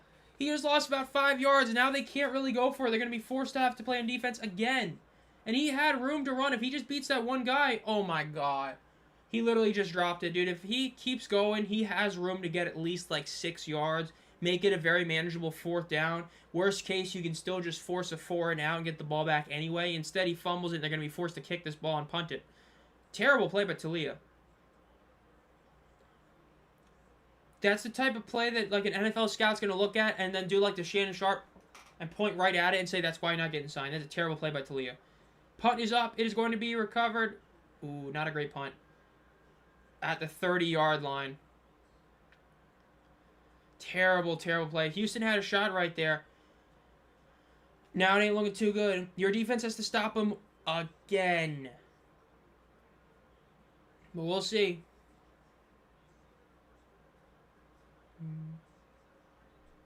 Yeah, Henderson out with the injury. Talia coming in and got 1 touchdown. Now McLennan has a shot to win the game here. To fully ice this game, but we'll see.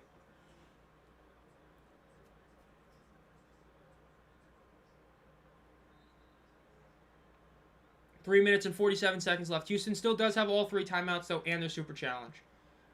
So they dictate the clock for all intents and purposes. Ball is snapped. They hand it off, and they end up losing about a yard. It is important to note that because you're not down with 2 minutes left, you can still throw the ball here, and if you get incompletions, you're only losing about like 4 seconds on the clock because of how it works. So if you're Columbus, you're not forced to run it yet. So I would honestly like a pass play here on 2nd down if I'm Columbus. Let's go Aviators, says DJP. What if Talia concussion? Oh my gosh. In shotgun. Ball is snapped. They're going to throw it here. Like that call. Throw to Tay Martin. Like that call. And it's going to be a 1st down. He's able to get 2 Houston Gamblers to bat heads and get the 1st down. I love that. That's what I'm talking about. You're able to throw it. You're not within 2 minutes left. You can throw it. If you throw an incompletion, you lose about like 4 seconds that you would have gotten taken off anyway because of how the clock works. Boo-hoo. I like that. Throwing it to your best player today. Tay Martin has been probably the best player on Columbus today. I love that decision. Great play. Looks like they were trying to force out a fumble. I don't know why you would do that there. It was 2nd and 10. And they end up getting it. Great play right there. 1st and 10 with 2.5 minutes left. Clock's going to be counting down. It's going to be about 2:25. They snap the ball, hand it off. He keeps going to the 50. Ooh, he might. If you're Columbus, hopefully you don't get a first down. If you're Houston, hopefully they get a first down. But we'll see what they call it there. They're calling it 2nd and 1. It's a huge break for Columbus because in theory that's a free first down. It's another extra play that they're getting. They're going to be able to take this to a 2-minute warning, and they're getting to a point where 2 first downs fully ices this game.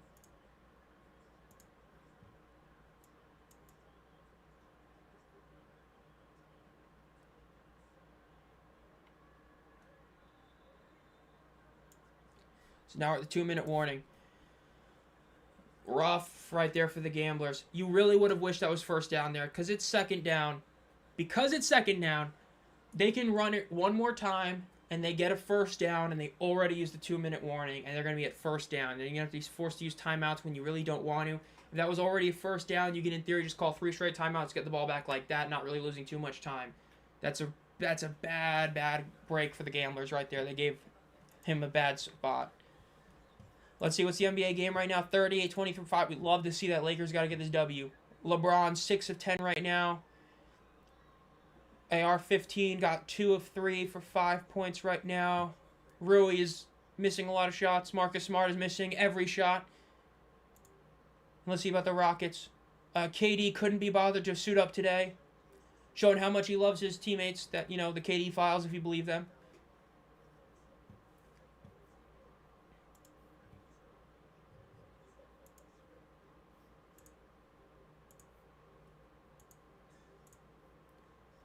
Need more UFL moonshots. Columbus needs this win. Can they clutch it? They might. Here's a coach who's worse than Lux out the UFL. Hey, Columbus, man, it's not over. Like I said, 5-5 can get you there. Going 4-1 is tough, but you could do it. And man, if you go 5-0, you won't. But if you go 5-0, you're definitely in the playoffs. So never say never. Never say never. Again, if you're a Columbus fan, you're hoping that Dallas and Orlando loses. You're hoping that both those teams are free-falling. Because if they're both free-falling, you have a shot. Again, remember, the Renegades last year were 3-1, and they ended up missing the playoffs. They ended up falling to 3-4 at one point. Or no, it was 3-5, and then they won 2 games in garbage time, just like Houston did. They were also, 3-5, and won 2 garbage time games at the very end of the season. So for Dallas, it would be on brand for them to choke like that, but we'll see. If Columbus pulls this off, this creates a really big, sort of weird thing at the bottom, especially if Birmingham somehow beats Orlando as well and Dallas loses. It makes that whole area just super muddled up and jumbled and all that. So we'll see. Ted Ginn trying to aura farm, bro. Trying to aura farm. Gotta love it. Get to watch the Battlehawks at home. Big W. I don't remember what time that game is. I'll see if that game ends up being the one we stream. I do not remember what the Friday schedule is for next week.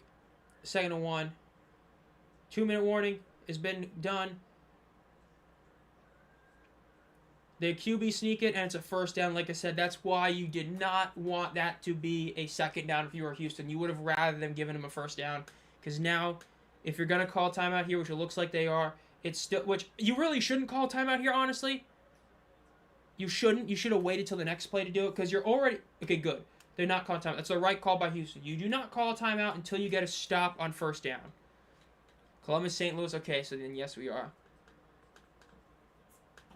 But yeah, if you're Houston, you don't call a timeout until you get a stop on first down. Just how the clock works.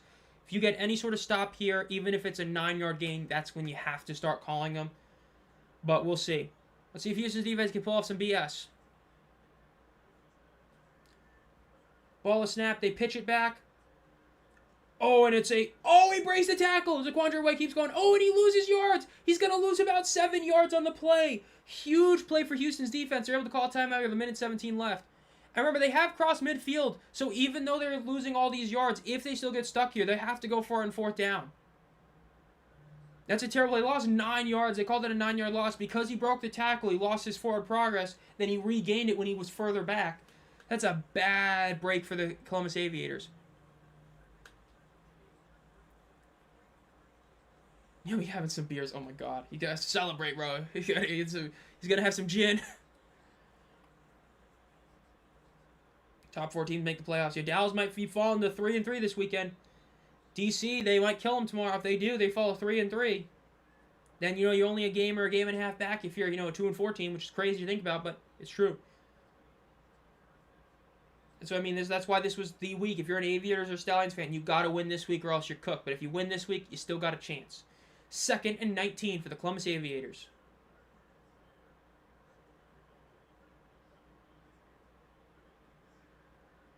Hope Dallas wins just for laughs. Ball is snapped. They're going to throw it. They throw the check down. It is caught by Tay Martin, but he's going to be out of... He goes out of bounds. Oh, man. Tay Martin was having such a great game, and he went out of bounds. That's a terrible decision. It's now 3rd and about 18 or 17, and Houston gets to save a timeout. Oh, it's terrible. Number one, I'm not a fan of that play call. I would have just ran it anyway. Your ground game is still good. Worst case, you force him to use a timeout. Your defense has been killing him. The fact that you threw it there is already debatable. The fact that you threw it and then he went out of bounds is even worse. Oh, man, they got 2 plays to get 16 yards because they have to go. Nope, 2-minute warning. They can punt. They can punt if they're beyond the 50 because of that 2-minute warning. Forgot about that. They still can punt. I still don't like that call, but they can punt if they want. Ball snap. Oop, they're going to get a delay of game penalty. Oh, my God. Or a false start looks like. Yeah, remember, they can punt. I forgot about that. Within 2 minutes, you can punt it. So, they can still punt it, but still, it is huge that Houston did not have to use that timeout because now they're going to have even more, obviously, time to work. But we'll see. Yeah, but, you know, the choke might be real for the offense, but remember, it's Talia Tagovailoa running the offense on Houston's side, which this season, I'm going to be generous, hasn't been great. Now it is 3rd and 21 for the Columbus Aviators. I would run it here. I would not risk going for a first down. You can punt this. They got to remember, you can punt it. He throws the check down, and they're going to lose even more yards. They're going to lose another 5 yards. Oh, my God.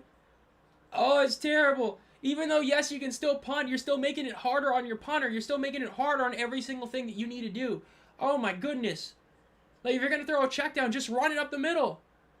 Because now you just lost another 5 yards. Oh, my God.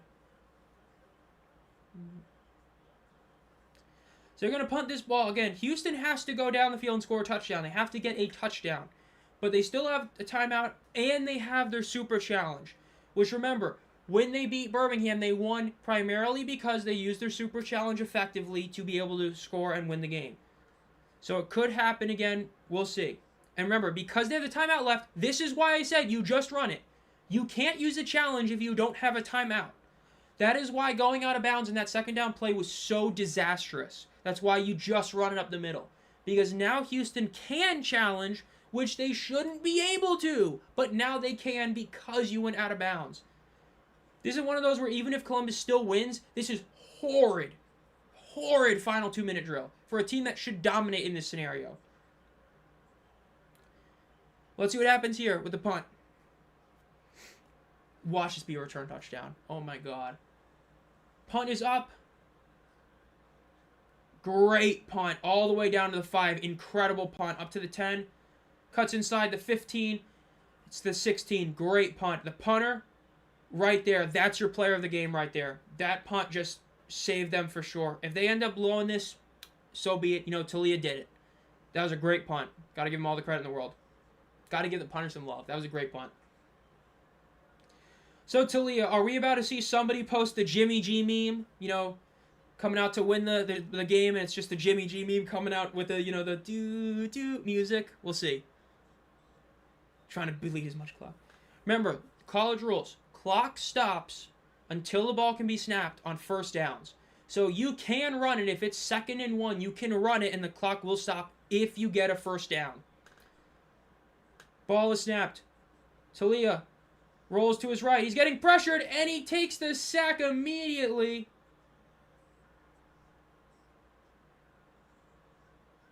And Houston is calling a timeout, maybe. Talia's down. He's injured. Hunter Deckers might have to come in while being injured himself. And because this is an injury timeout, they're going to be forced to use it to evade this 10-second runoff. So Houston is going to lose their timeout. Now Hunter Deckers is going to have to come in now. Oh my gosh. What an ending to this game, bro. What an unbelievable ending.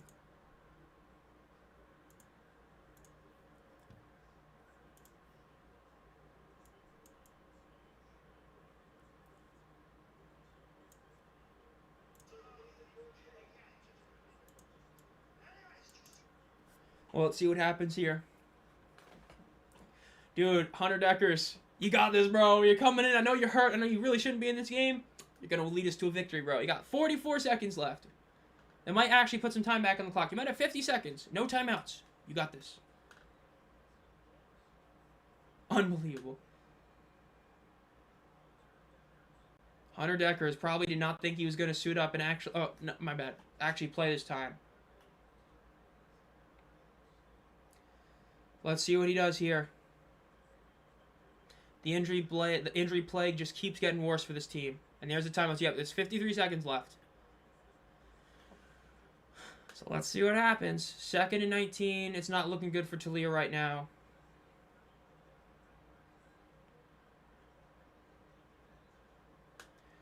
Remember, the clock stops. You still can score a touchdown. 53 seconds left, but you got to get first downs. If you do not get a first down and go out of bounds, it's over. Never want to see a guy get injured. You never do, especially an injury like that. They're going in the Wildcat. What the hell? They're in the Wildcat. They said F you to Hunter Deckers. It's a QB draw. What the... Why? They gotta... What? What are we doing? What are we doing? What? In shotgun. They're calling that that's a fault. Goddamn. Goddamn, dude. AJ might not be the worst head coach in the league. What the... Why are you doing a QB draw on 2nd and 20 with a Wildcat quarterback?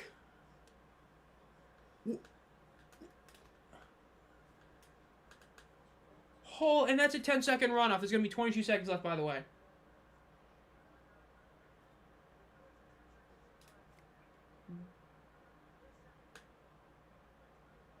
$25. Lose 7 seconds. What? Dude, seriously, what is it? What am I watching? What am I watching? Oh my god. Dude, like, this is... Seriously, Columbus did everything they could to try and lose this game, and now Houston's outdoing him. He's rolling out. He's gonna run for it now. He pads his rushing stats, gets 3 yards. That's game. Houston loses. Wow. They might get one more snap off here and try to do a pitch rally. They got 5 seconds to call a play here. They're not even going. They're literally jogging. They get the snap off. No flag. Throws it. Intercepted! Get the pick six! Pick six! Pick six! Nope. Almost did, though. This... What? Dude, what an ending. What an ending. Yeah, that is unfathomably bad coaching on both of them. Like, Jontre Kirkland coming in, he throws one pass, throws an interception. Seriously, it's one thing to not put in Deckers because he is only there because he's injured and you don't want to throw him in. I get that. But you're at 2nd and 19. You've got enough time to win a game. This is the UFL. You have time. 53 seconds in the UFL is like 3 minutes in the NFL. It is enough time. Why are you doing a quarterback draw out of Wildcat? Well, not technically Wildcat, but you know what I mean. Why are you putting your wide receiver at quarterback to then do a QB draw on 2nd and 19? That's so stupid. That is unbelievably stupid. There is no universe where that's a good decision. You don't have a timeout. It's just stupid. You just waste time. And then you end up having to quickly snap the ball because you can't just do a spike because you're on 2nd down already. So now you're on 3rd down. You don't want to spike at me at 4th down. And so then you end up getting a false start, which isn't shocking whatsoever because you're rushing everything. You lose 10 more seconds. It's unbelievably terrible coaching there by Kevin Sumlin and the offensive coaching staff. That is unfathomably stupid. Because look, I, honest to God, understand putting in Jontre Kirkland. I do not have a single problem with you putting in Jontre Kirkland there. No problem at all. But to do a QB draw as your first play on 2nd and 19, look, even at 1st and 10, I get it. You might catch him a bit off guard. They might not expect a true QB draw. If you get the first down, the clock stops. 2nd and 19. You're not getting 19 yards in a quarterback draw. That is unfathomably stupid. Unfathomably stupid play calling right there. Unbelievably stupid. One of the dumbest things I've ever seen. Terrible. Terrible. Quarterback room is injured again. You're done. Houston, that's probably it right there. That's... Oh my God.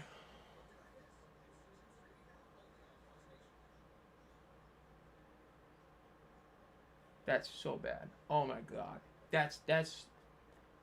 Look, we've seen some bad coaching in football, NFL, college. Like, we remember Mario Cristobal running the ball when they should have kneeled it and they fumbled the ball and lose the game, right? This is up there. This is unfathomably stupid play calling. Like, there's no universe where you can justify it. That's the thing. When you cannot justify something at any level, that's where it is truly unfathomably terrible. Why are you running a quarterback draw at 2nd and 19? So stupid. That is so stupid. Unbelievable.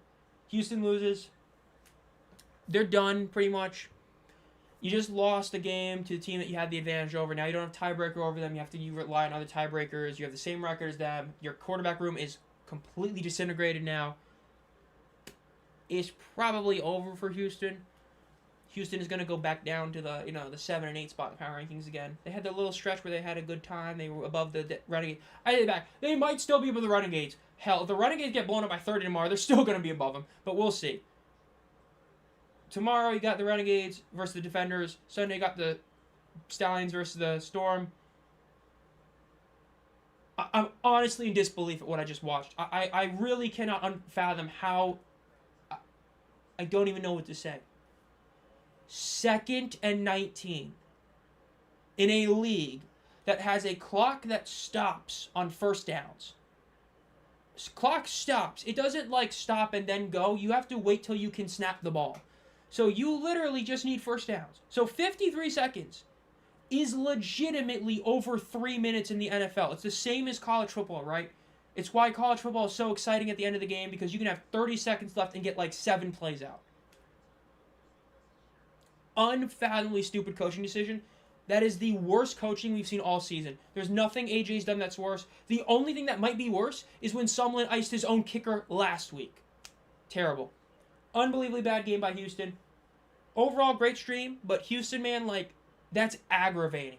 Because, when you are coaching at a way where a legitimate 12-year-old kid playing Madden would outcoach you in decisions, because even a 12-year-old kid playing Madden is not calling quarterback draw on 2nd and 19 with a wide receiver. That's insane. Unbelievable. Unbelievable ending. Next Friday, we should be doing a stream. Like normal, another game. Power rankings come out probably Monday. Shouldn't be Tuesday, but should be Monday. As always, guys, if you enjoyed this stream and you haven't already, like this stream, subscribe to the channel as well. Again, quick note. This game ended quick, right? Even with the ending taking as long as it did, this game ended at about 10:50, so another quicker game. But overall, enjoy the stream with you guys. Have a great night.